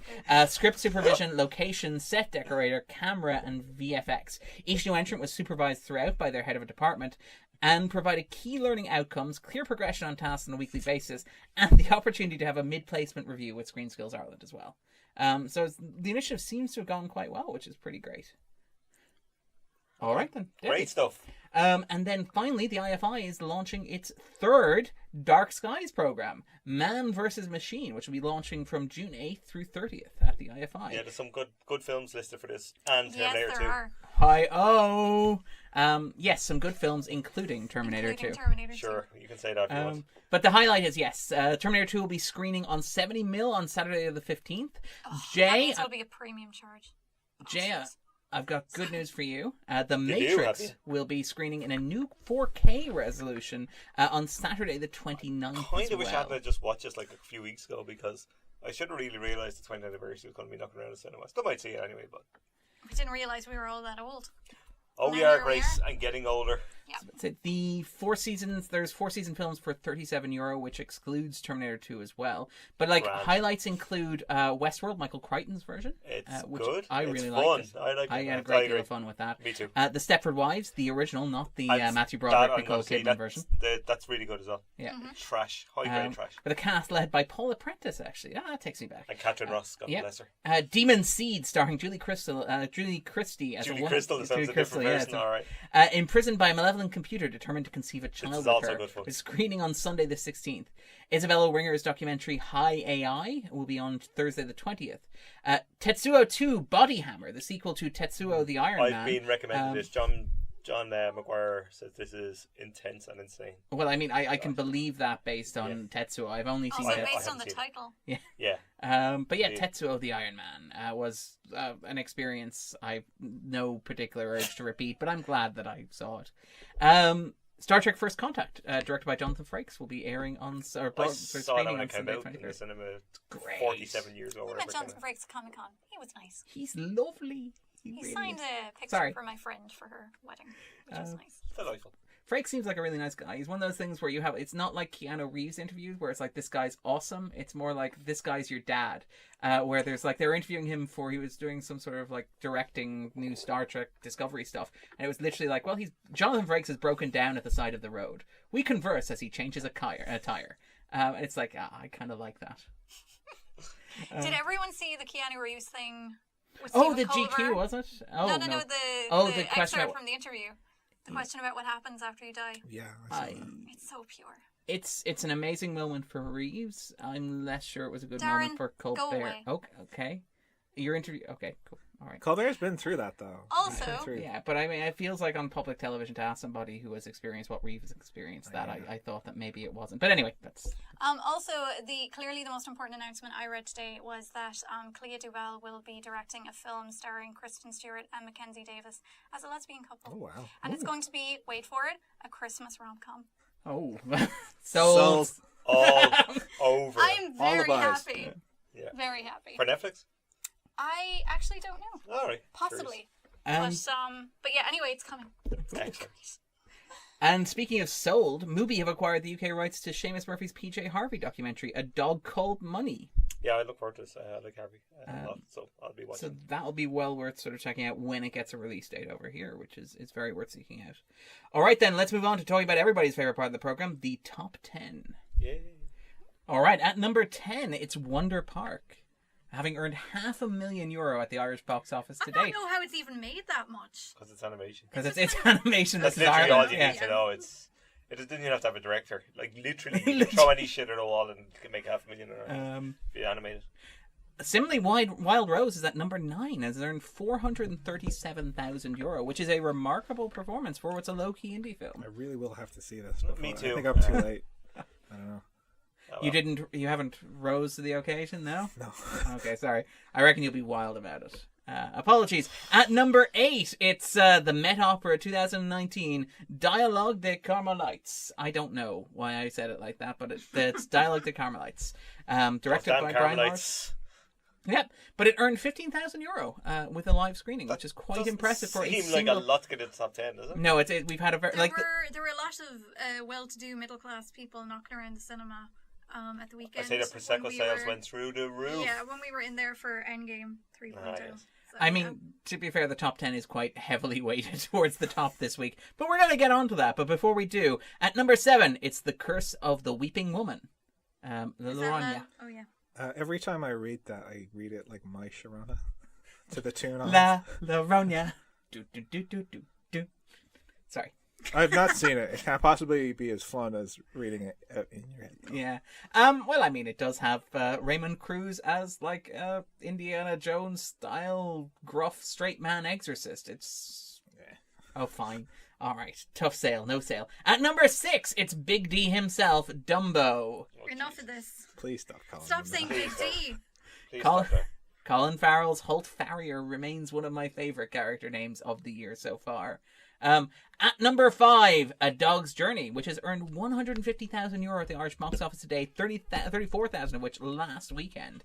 People like dog movies, it turns out. 34,000 of which was going to say was Ronan's. Yeah. Are these really dog movies though? Because they have such a sneaky like Christian movie vibe to them. They kind of do, Yeah. in this sort of like weird reincarnation sort of thing. Although, do dogs But have Christians souls? don't believe. I- I don't know what it is. I think it's the folksy rural Americana sort of vibe Yeah. to it, and this and idea. probably the emphasis on some form of nuclear family, I'd imagine. And well, wholesomeness. There's a Yeah. very strong sort of wholesomeness. The villain of the piece is a single Sorry, mother. the to a number certain one extent. Well, there movie you in the top 10 is wholesome. This is not wholesome. Hang on. The villain of the piece is a single mother. Is that what you said? Yeah. What? We talked about this. Stop We it. talked about this when Ronan was here. The movie does not draw its lines subtly. Now, to be fair, to give it some credit, like it's quite good on things like sexual assault and stuff like that, where it very firmly rejects narratives of That's like women good. being to blame, which is admittedly the lowest possible bar you can clear. What but is like that in a movie about a dog? because the dog has to protect this young girl. That doesn't sound good about these issues to me. If like a dog is being the savior of a... It features It features precisely one more car chase than I expected a movie called A Dog's Journey to have. A dog's car journey. Yeah. Please tell me the dogs are driving. I was loving Ronan's description of old man Dennis Quaid with his trousers up to his shoulders, going like, "Are you kids?" and all that sort of There's stuff. something you don't know about that dog. It can drive. It's in Drugs Mule. Clint Eastwood Yeah, style, like yeah. Jimmy Stewart. Those damn kids. I won't tell you how many threesomes the dog has over the course Oh, of the stop, movie. stop. Lord. Really, it was bad enough Move on on, Clint Eastwood. quickly. At number 4, it's Long Shot, which is Seth Rogen and Charlize Theron's political rom-com, which I haven't This is seen. getting good reviews. I've been hearing Why good- haven't you seen it, Aaron? I've only not so like much you. time. You probably watched Baby Driver 19 times and you haven't seen this once. I did watch an entire 26 episodes of an anime and two feature All film I'm hearing is versions. excuses, Darren. That's all I'm Amateur. hearing. All right. At number 3, it's The Hustle, which is the remake of Dirty Rotten Scandal Speaking starring of- Anne I've Hathaway heard and Rebel Wilson. Terrible reviews of this. Yeah, this one Yeah, did this not. is not very Yeah, inspiring, this one did not have an unfortunately. evening screening, which is something for a comedy in Ireland. So this is. How much did it make? It made €115,000, so it opened Doesn't at number need them 3, then, which does is it? quite. Yeah, no, it doesn't need them at all. I mean, comedies play very well here, Even if they're not comedies. or funny. Or Because funny. people yeah. have no taste. But no, Amen. it's directed by Chris Addison, which is kind of I interesting. think it would have made more money if they called it Dirty Rotten Scoundrels or didn't something they? off that. The Hustle is such a generic. Yeah. That's Yeah. a killer at the at the tickets at the stall, Yeah. where it's like, I want to go see Endgame, but it's sold out. So what are we going to see? I mean, The Hustle to me sounds like some sort of movie where like Miles Teller is Or like I was going the other direction. I was going Michael Caine has to get a crew back together again, and Ray God, I Winston's tell you, involved. If it was Miles Teller, I'd be avoiding he's it been like plague. kicked out of MIT You're already and he has avoiding to it like use the maths plague. to. But yeah, again, this is the thing. I wonder if the reason why they avoided calling it Dirty Rotten Scoundrels is to avoid the Ghostbusters backlash, to outwit those internet Dirty trolls. Rotten Scoundrels is a great movie, but I don't know that it has that same fan base. Yeah. as- No, I it's a mean, genteel you'd fan like to base. Yeah. think so, You would but- hope that Frank Oz's fan base. Nah, I love the idea doubt of people it. It's- lecturing Frank Oz about Dirty Rotten Scoundrels on Twitter just to add to I mean, that. if Like, you- It's growing not like up, a beloved geek movie. with Ghostbusters a questionable bro sexual film. It was a bro politics, fun so, film yeah. back in the 80s. Like, Yeah. okay. I'm just throwing ideas out there. I You don't know, know. you might be right, I but imagine I like imagine the stink of the 80s remake, they just kept away from it. Like, but Yeah. Dirty Rotten Scoundrels is pretty wholesome in terms of fan base. yeah, Dirty Rotten Scoundrels is great. I love that wholesome is our word of the week here. It is, yeah. At number 2, it's Avengers Endgame, which Grace has seen a number of times since, but Luke has also seen, I believe. I've seen it like 3 times. Yeah, 4 I have times. also seen it 3 times. Jesus, what is wrong with you people? Well- Because it's great. No, it isn't. Sorry. It is. It's not. Sorry, Jay, you're on the wrong side of history here. I'm not. Move along. I don't really like it. Yeah. You're all on the wrong side of history. Luke, were you? Luke, I, let's. I don't really like it. You I saw mean, it 3 times like- to confirm that? well, so you end up seeing these things. You know, people haven't seen them. You go to see them. What else are you going to do with 3 hours of your Life apparently. day? Well, apparently, That's have like you heard 10 hours, this has 9 already hours. got its man-only edit? Stop then. Yep. Apparently, there's something doing the rounds on BitTorrent that has stripped out all of the content that certain types of internet users, That's why I have to see that what all they've done. kinds of internet users find objectionable. That's what I'm Yes, gonna do. because Is this like white men only? yeah, Or... this is Sorry. pretty much it. Do This- you know what I'm going to do for everybody? Because I'm this kind of guy, right? I'm going to download this. I'm going to watch it whilst drinking wine, and I'll report back next week. Really? Yeah. Are I you will. really going to do that to yourself? Well, if they take women out, it'll probably still be 2 hours and 45 minutes. But like, there's a lot of stuff on the internet, Darren. You know, we don't need to hear about what every loser I Tom, know. Dick, That's and Harry. true. Yeah, like, I know. They are bad people. don't put me on the side of this movie I don't like. I don't like it either, and I'm certainly not condoning that. I think I actually don't like think it that was more an than interest- you, to be Yeah, fair. yeah. So yeah. it's only Grace. Sorry, Grace. Jesus, I feel like bad. But now. Do you want to I talk really about it a little liked bit, or do you I'm want to? completely comfortable. I'm No, on no, the right I side mean- of history. All I'll say is that I thought Infinity War was a much, much better film. But that's all I gotta say about it. Really. I just, for all the kind of talk about how this is paying off 20 movies worth of stories and kind of giving certain characters here their Closure. their closure and their endings, like, for me, the kind of your 3 longest running characters kind of end up where they started in certain ways. like Iron Man in the first movie, Tony Stark has to learn that his actions have consequences and that they affect other people, and he ends up an all-powerful being that gets exactly whatever he wants. Yeah. Thor has he to ends up using a weapon of mass destruction. His entire arc in the first film is they probably shouldn't be designing weapons of mass destruction. His arc in this final film is, well, maybe you should use a weapon of mass destruction. Yeah, like Thor has to learn humility and to accept He responsibility. wipes out an entire population using it. He wipes out a bunch of alien marauders. Well, yeah, that's an entire population. Weapons of mass destruction can also be used. Hang on, isn't it a war? An infinity war. Yeah, if you will. But the point, like, I mean, I know. I don't know what kind of moral thing they're getting it's into. not a moral thing. It's more a narrative arc and stuff like that. It's the idea that Also, he doesn't really use gain anything though either because Well, he gets exactly what he wants. Yeah, Though. yeah. I mean, Death. Okay, whoa! he said yeah. look. I know he doesn't want to die or whatever. Spoiler. But listen, if we're you've weak somehow now. not seen it, He's dead, people. Get could- over it. Sorry. if But I, who am the most lax of spoiler people, is like, Jay, that was a bit too much. But anyway. Listen, you've all seen it 10 times. Like he says, he wants to rest or whatever in the first act, and in the third act he gets to. I'm not sure that's the rest. He was Narratively, if you have a character saying, "Okay, I'm going to do this, but there can't be any consequences for my family," that to me is like a very odd kind of move, and the fact that the movie kind of bends to that, I don't know. And it happens for all the characters as well. Yeah, All like the I characters was have saying, that structure. Thor is a character who, in his first appearance, is someone who has to learn humility and accept responsibility. And by the end of his arc, he's like, I don't want it though. Screw you guys. I'm Captain on America holidays. is a character that is. I'm just gonna leave the room. He's We did not see the same movie. he's a man out of time, and he finds continually throughout his story that every time he finds a sense of place and That a sense place of is home, lost. that it's taken away from him, and then he just gets to go home. If No, I that's mean, like, one way of looking at it. What I accept, even though that I didn't like it, is that with a movie this big, that's meant to be seen by everyone on the face of the earth, it's not possible to nail anyone. With so many characters, it's not possible to nail any one character down to any one reading. Like when I first saw it, I had a lot of problems with the kind of the fatsuit Thor thing, which I found the first time I watched it quite like tacky and trashy. But I've seen other people that have said that when they were going through traumas and anxieties and things like they that, saw themselves in that. Absolutely. it's a very big movie. Yeah. What are you gonna do? And I mean, again, like even as cynical as I am about it, this is a movie that means a lot to a lot of people, and I find that's great. I've been in the cinema 4 times. I've heard people sobbing at 3 of those screenings, and that's great. And it's really good that it has that impact for them, and I find that genuinely impressive. One day you and me are going to cry at a movie, Darren. Will it be One the day. same movie? I don't believe you will. I cried it up. I've come close to crying. I did cry it up. I will admit. All right, then. At number 1, then. Dethroning Endgame at the Irish box office, but not internationally, not at the US. It's Pokemon Detective Pikachu. Yeah, it is. Yeah, it is. How much does this make? This made at the Irish box office €375,000 in its opening weekend. People will see literally anything, won't they? We'll all see this again. It's going to make more money by the time I'm done with it.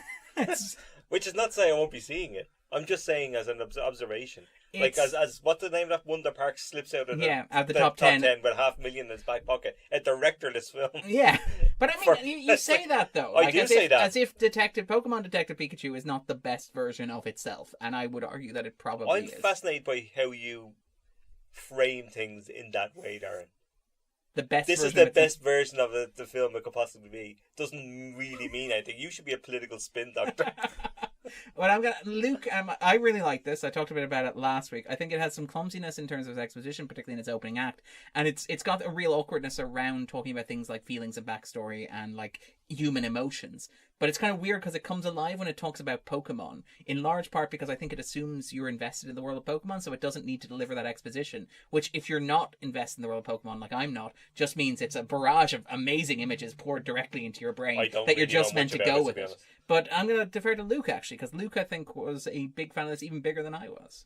Yeah, I know you were saying that the plot is very threadbare and that it kind of doesn't really make any sense, and kind of rushes through some of that story stuff. But I really found that in Detective Pikachu, in a way that a lot of blockbusters like this aren't or don't do.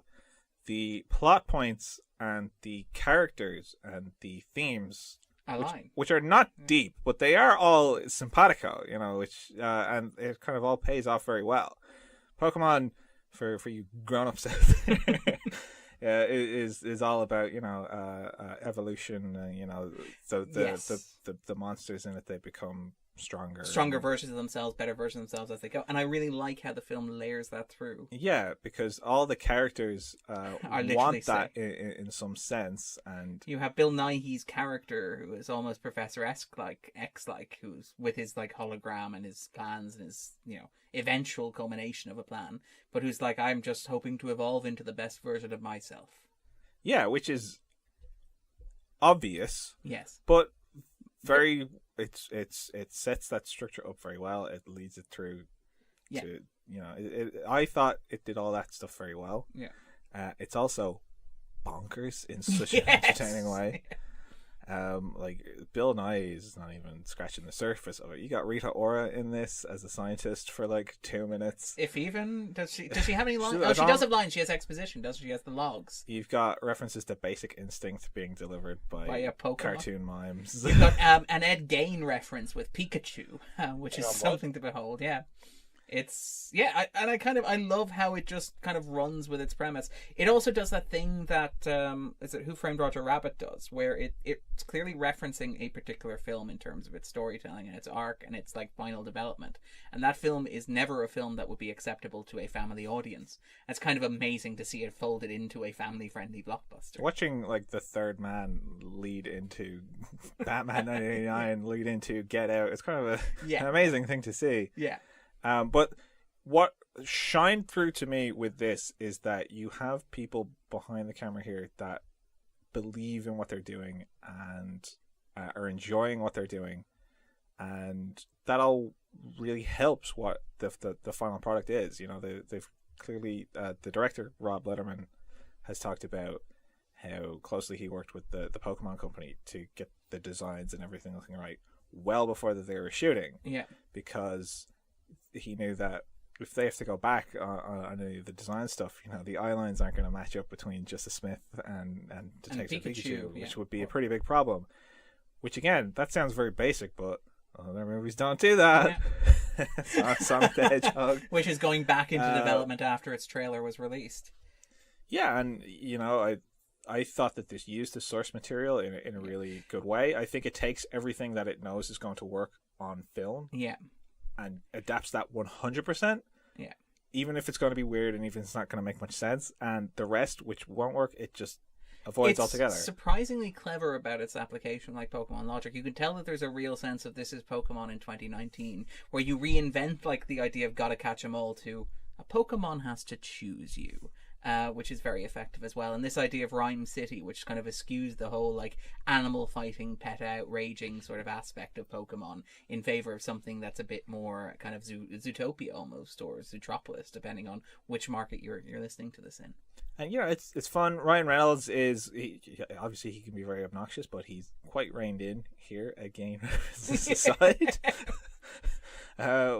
which sounds inaccurate, but like because his character has had its memory amnesia. It has amnesia. That kind of reins it in because the character is not on an even footing and is kind of humbled in a certain sense, and is working together with Justice Smith, who's pretty good in this. Yeah, for what he's doing.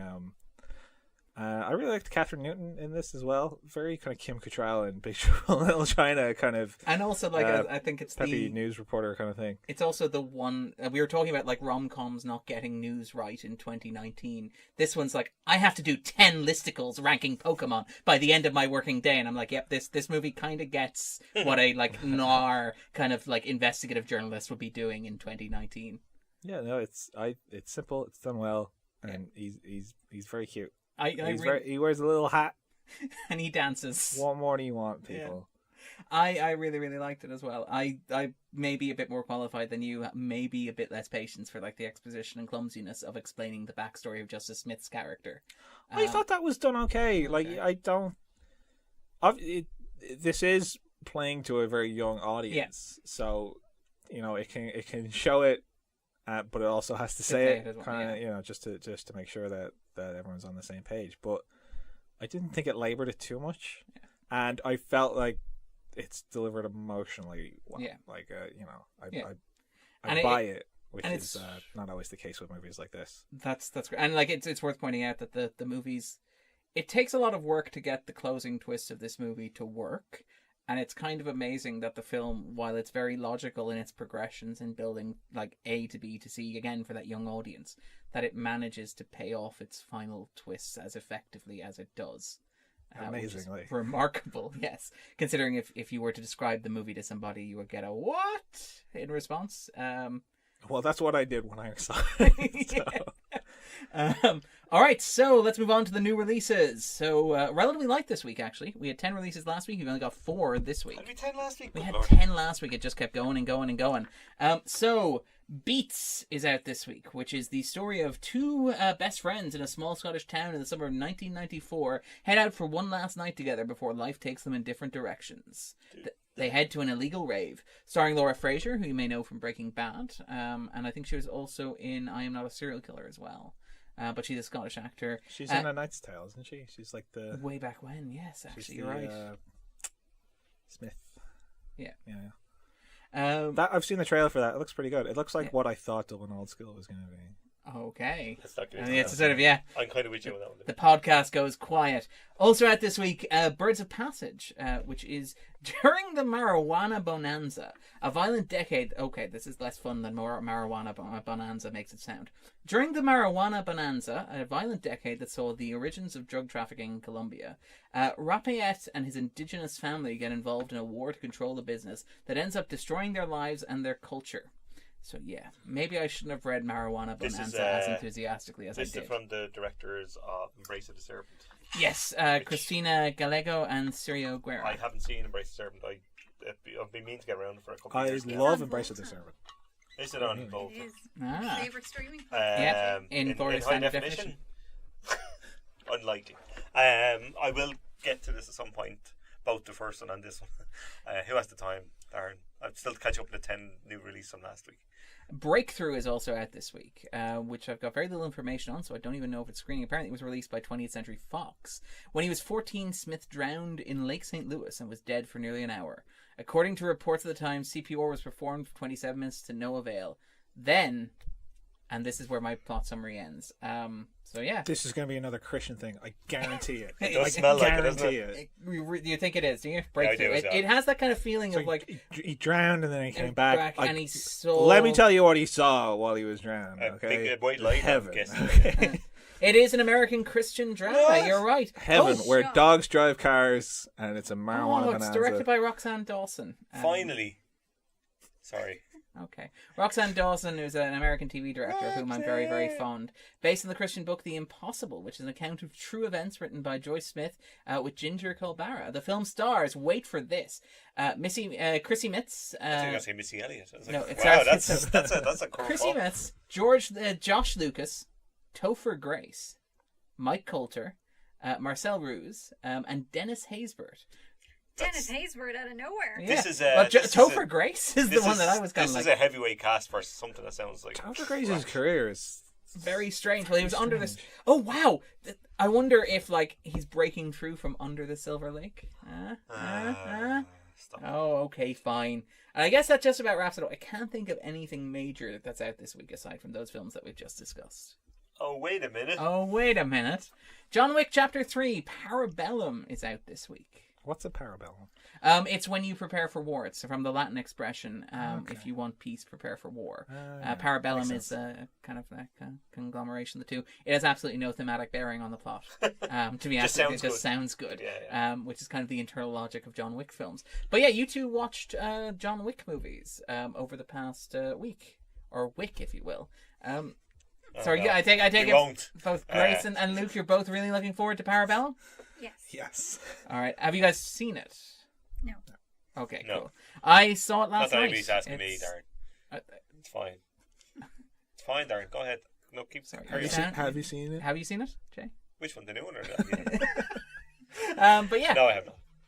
So I watched John Wick Chapter 3 Parabellum last night, and it averages out to fine, which is kind of a bit of a shame. It has a really strong opening sequence. The top like 30 minutes are probably the most fun I've had in the cinema since The Man Who Feels No Pain, which was like the best film I've seen this year. And beyond that, maybe since like the final 30 minutes of Mindhorn a couple of years ago, which is just an amazing experience. And it's fantastic. Like the first 30 minutes have this really incredible kinetic quality where they're very much like every idea that you can throw. This sort of like Stuntman's Paradise sort of thing, where you have like, again, it's an image that's been leaked. It's in the original trailer, but it was leaked in set photos. John Wick riding a horse through New York City in the middle of a motorcycle chase, like the realization of Donald Kaufman's crazy dream and adaptation of a story about like horse versus motorcycle, technology versus horse. Very Asian cinema, that shot. It's really, really great. And like that entire sequence is just propulsive. There are moments when I was like, wow, which is outstanding considering that like I've watched the previous two films and so should be conditioned to know what to expect from this. And like what actually works relatively well about Parabellum is that like when it gets that bit in the second film where kind of it people stop dying at an incredibly frequent basis and kind of develops into this idea of world building and secret societies. I actually really like the third chapter kind of delves beyond the driving question of the first two, which was, well, can John Wick ever escape his past? And instead uses this idea of its kind of world of assassins with its kind of codes and hierarchies and internal mythology as a metaphor for, like, again, I've described it as like the rare action movie that Chidi Anadonia from The Good Place would enjoy. It's a movie basically about what we owe one another, the idea of these social hierarchies and structures that bind us together and provide a sense of social function. And you have this idea of Wick who's cut off from like the social contract, the commercialization of relationships, as one of the characters describes it, who finds himself forced to navigate a more personal set of relationships, which are equally codified and equally bound through signifiers and like codes and images and like symbols. So you have things like him walking up to Angelica Houston and saying, you have an obligation and I am owed, for example. Or you have him literally calling in the marker in terms of his relationship with Sophia, who's played by Halle Berry. Halle Berry. And all of this is very, very good, except for the fact that it doesn't have an ending. The film suffers a great deal because it feels very much like it's running in place. This is quite obvious very early on, without getting too spoiler or too specific. The closing image of John Wick Chapter 2, which was amazing, was the shot of him taking his new dog out of the Continental and going on the run from assassins. Within the first 15 minutes of Parabellum, he has gotten in a taxi and sent the dog back to the hotel, because he's realised he can't use the dog in any of the cool action scenes he's got lined up. I'm okay with that. The dog is safe.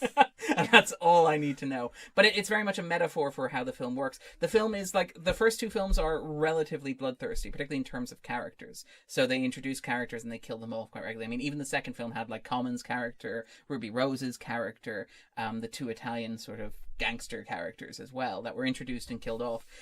Chapter 3 is very much afraid of killing any named characters for a sense of it's because it understands or it thinks it can maybe use them later on down the line. There's a real sense of like preparing a franchise. You can tell that Lionsgate, watching it, have realized they have a winner. And they are want to very do much... that TV show, right? Are they going to do a TV show? Oh. At the Continental. Oh, I didn't realize that was actually happening. Yeah. I think it's something that they want to do, like a TV show at that hotel or whatever. Yeah. So That sounds like a bad idea. But the film suffers. Like Chapter 2 I really, really liked, and you could argue that Chapter 2 doesn't have an ending either, but at least it starts in one place and ends in a different place. Parabellum, like without getting too specific, starts in one place and ends in a very similar place. So it feels like you've just run a gigantic circle, and it's kind of frustrating, which is a shame because there's so much to love there. The choreography is absolutely amazing. The cinematography is absolutely great. It's filled with these wonderful reds and blues, and in keeping with its themes of this idea of like, you know, the bonds that hold us together but we can't see, there's a lot of reflection, refraction, but there's like the climactic fight takes place in a room that's full of glass, which is absolutely amazing. So the characters literally can't see what they're colliding with or being thrown into or thrown through because it's all so clear, but it still divides them. I really, really like this. It just didn't stick the landing, unfortunately, which is both literally and figuratively, it turns out. But yeah, so it's but the dog's okay. Well, I mean, yeah. Okay, good. Just so we're clear on this. Well, I did say the dog is okay. I can't promise all dogs, Luke, I'm afraid. So all dogs go to heaven, as we all know. This is true. All right then. So I think that about wraps it up. But people looking for a bit more Luke, a bit more Jay, a bit more Grace in their lives, where can they find you guys online? I am at Mr. Cynical on Twitter. That's cynical with an I, and I'm on filmindublin.ie. At Jay Coyle on Twitter. I'm on Twitter and Letterboxd at Pixie Grace. Cool. I am at Darren_Money. I also host another podcast called The 250, where this week we'll be discussing Marion Max. We actually will be discussing it with Andy Hazel, who is a journalist who is working for, I think it's the Weekend Paper in Sydney. But he actually managed to get an interview with Adam Elliott, which we've released as an extra, as a podcast extra. It's really, really great. I ended down, listened to it. It's phenomenal. It's fascinating. He's very, very candid about absolutely everything, from appearing in insurance ads in the 90s to capitalize off his in the 2000s to capitalize off his post-Oscar success, to his plans for the future and sort of like why his next film has or hasn't materialized, and maybe what he's planning to do for that as well. So if you are interested at all in Adam Elliott stuff, that's very worth seeking out. All right, we'll be back next week. Bye. Bye. Bye.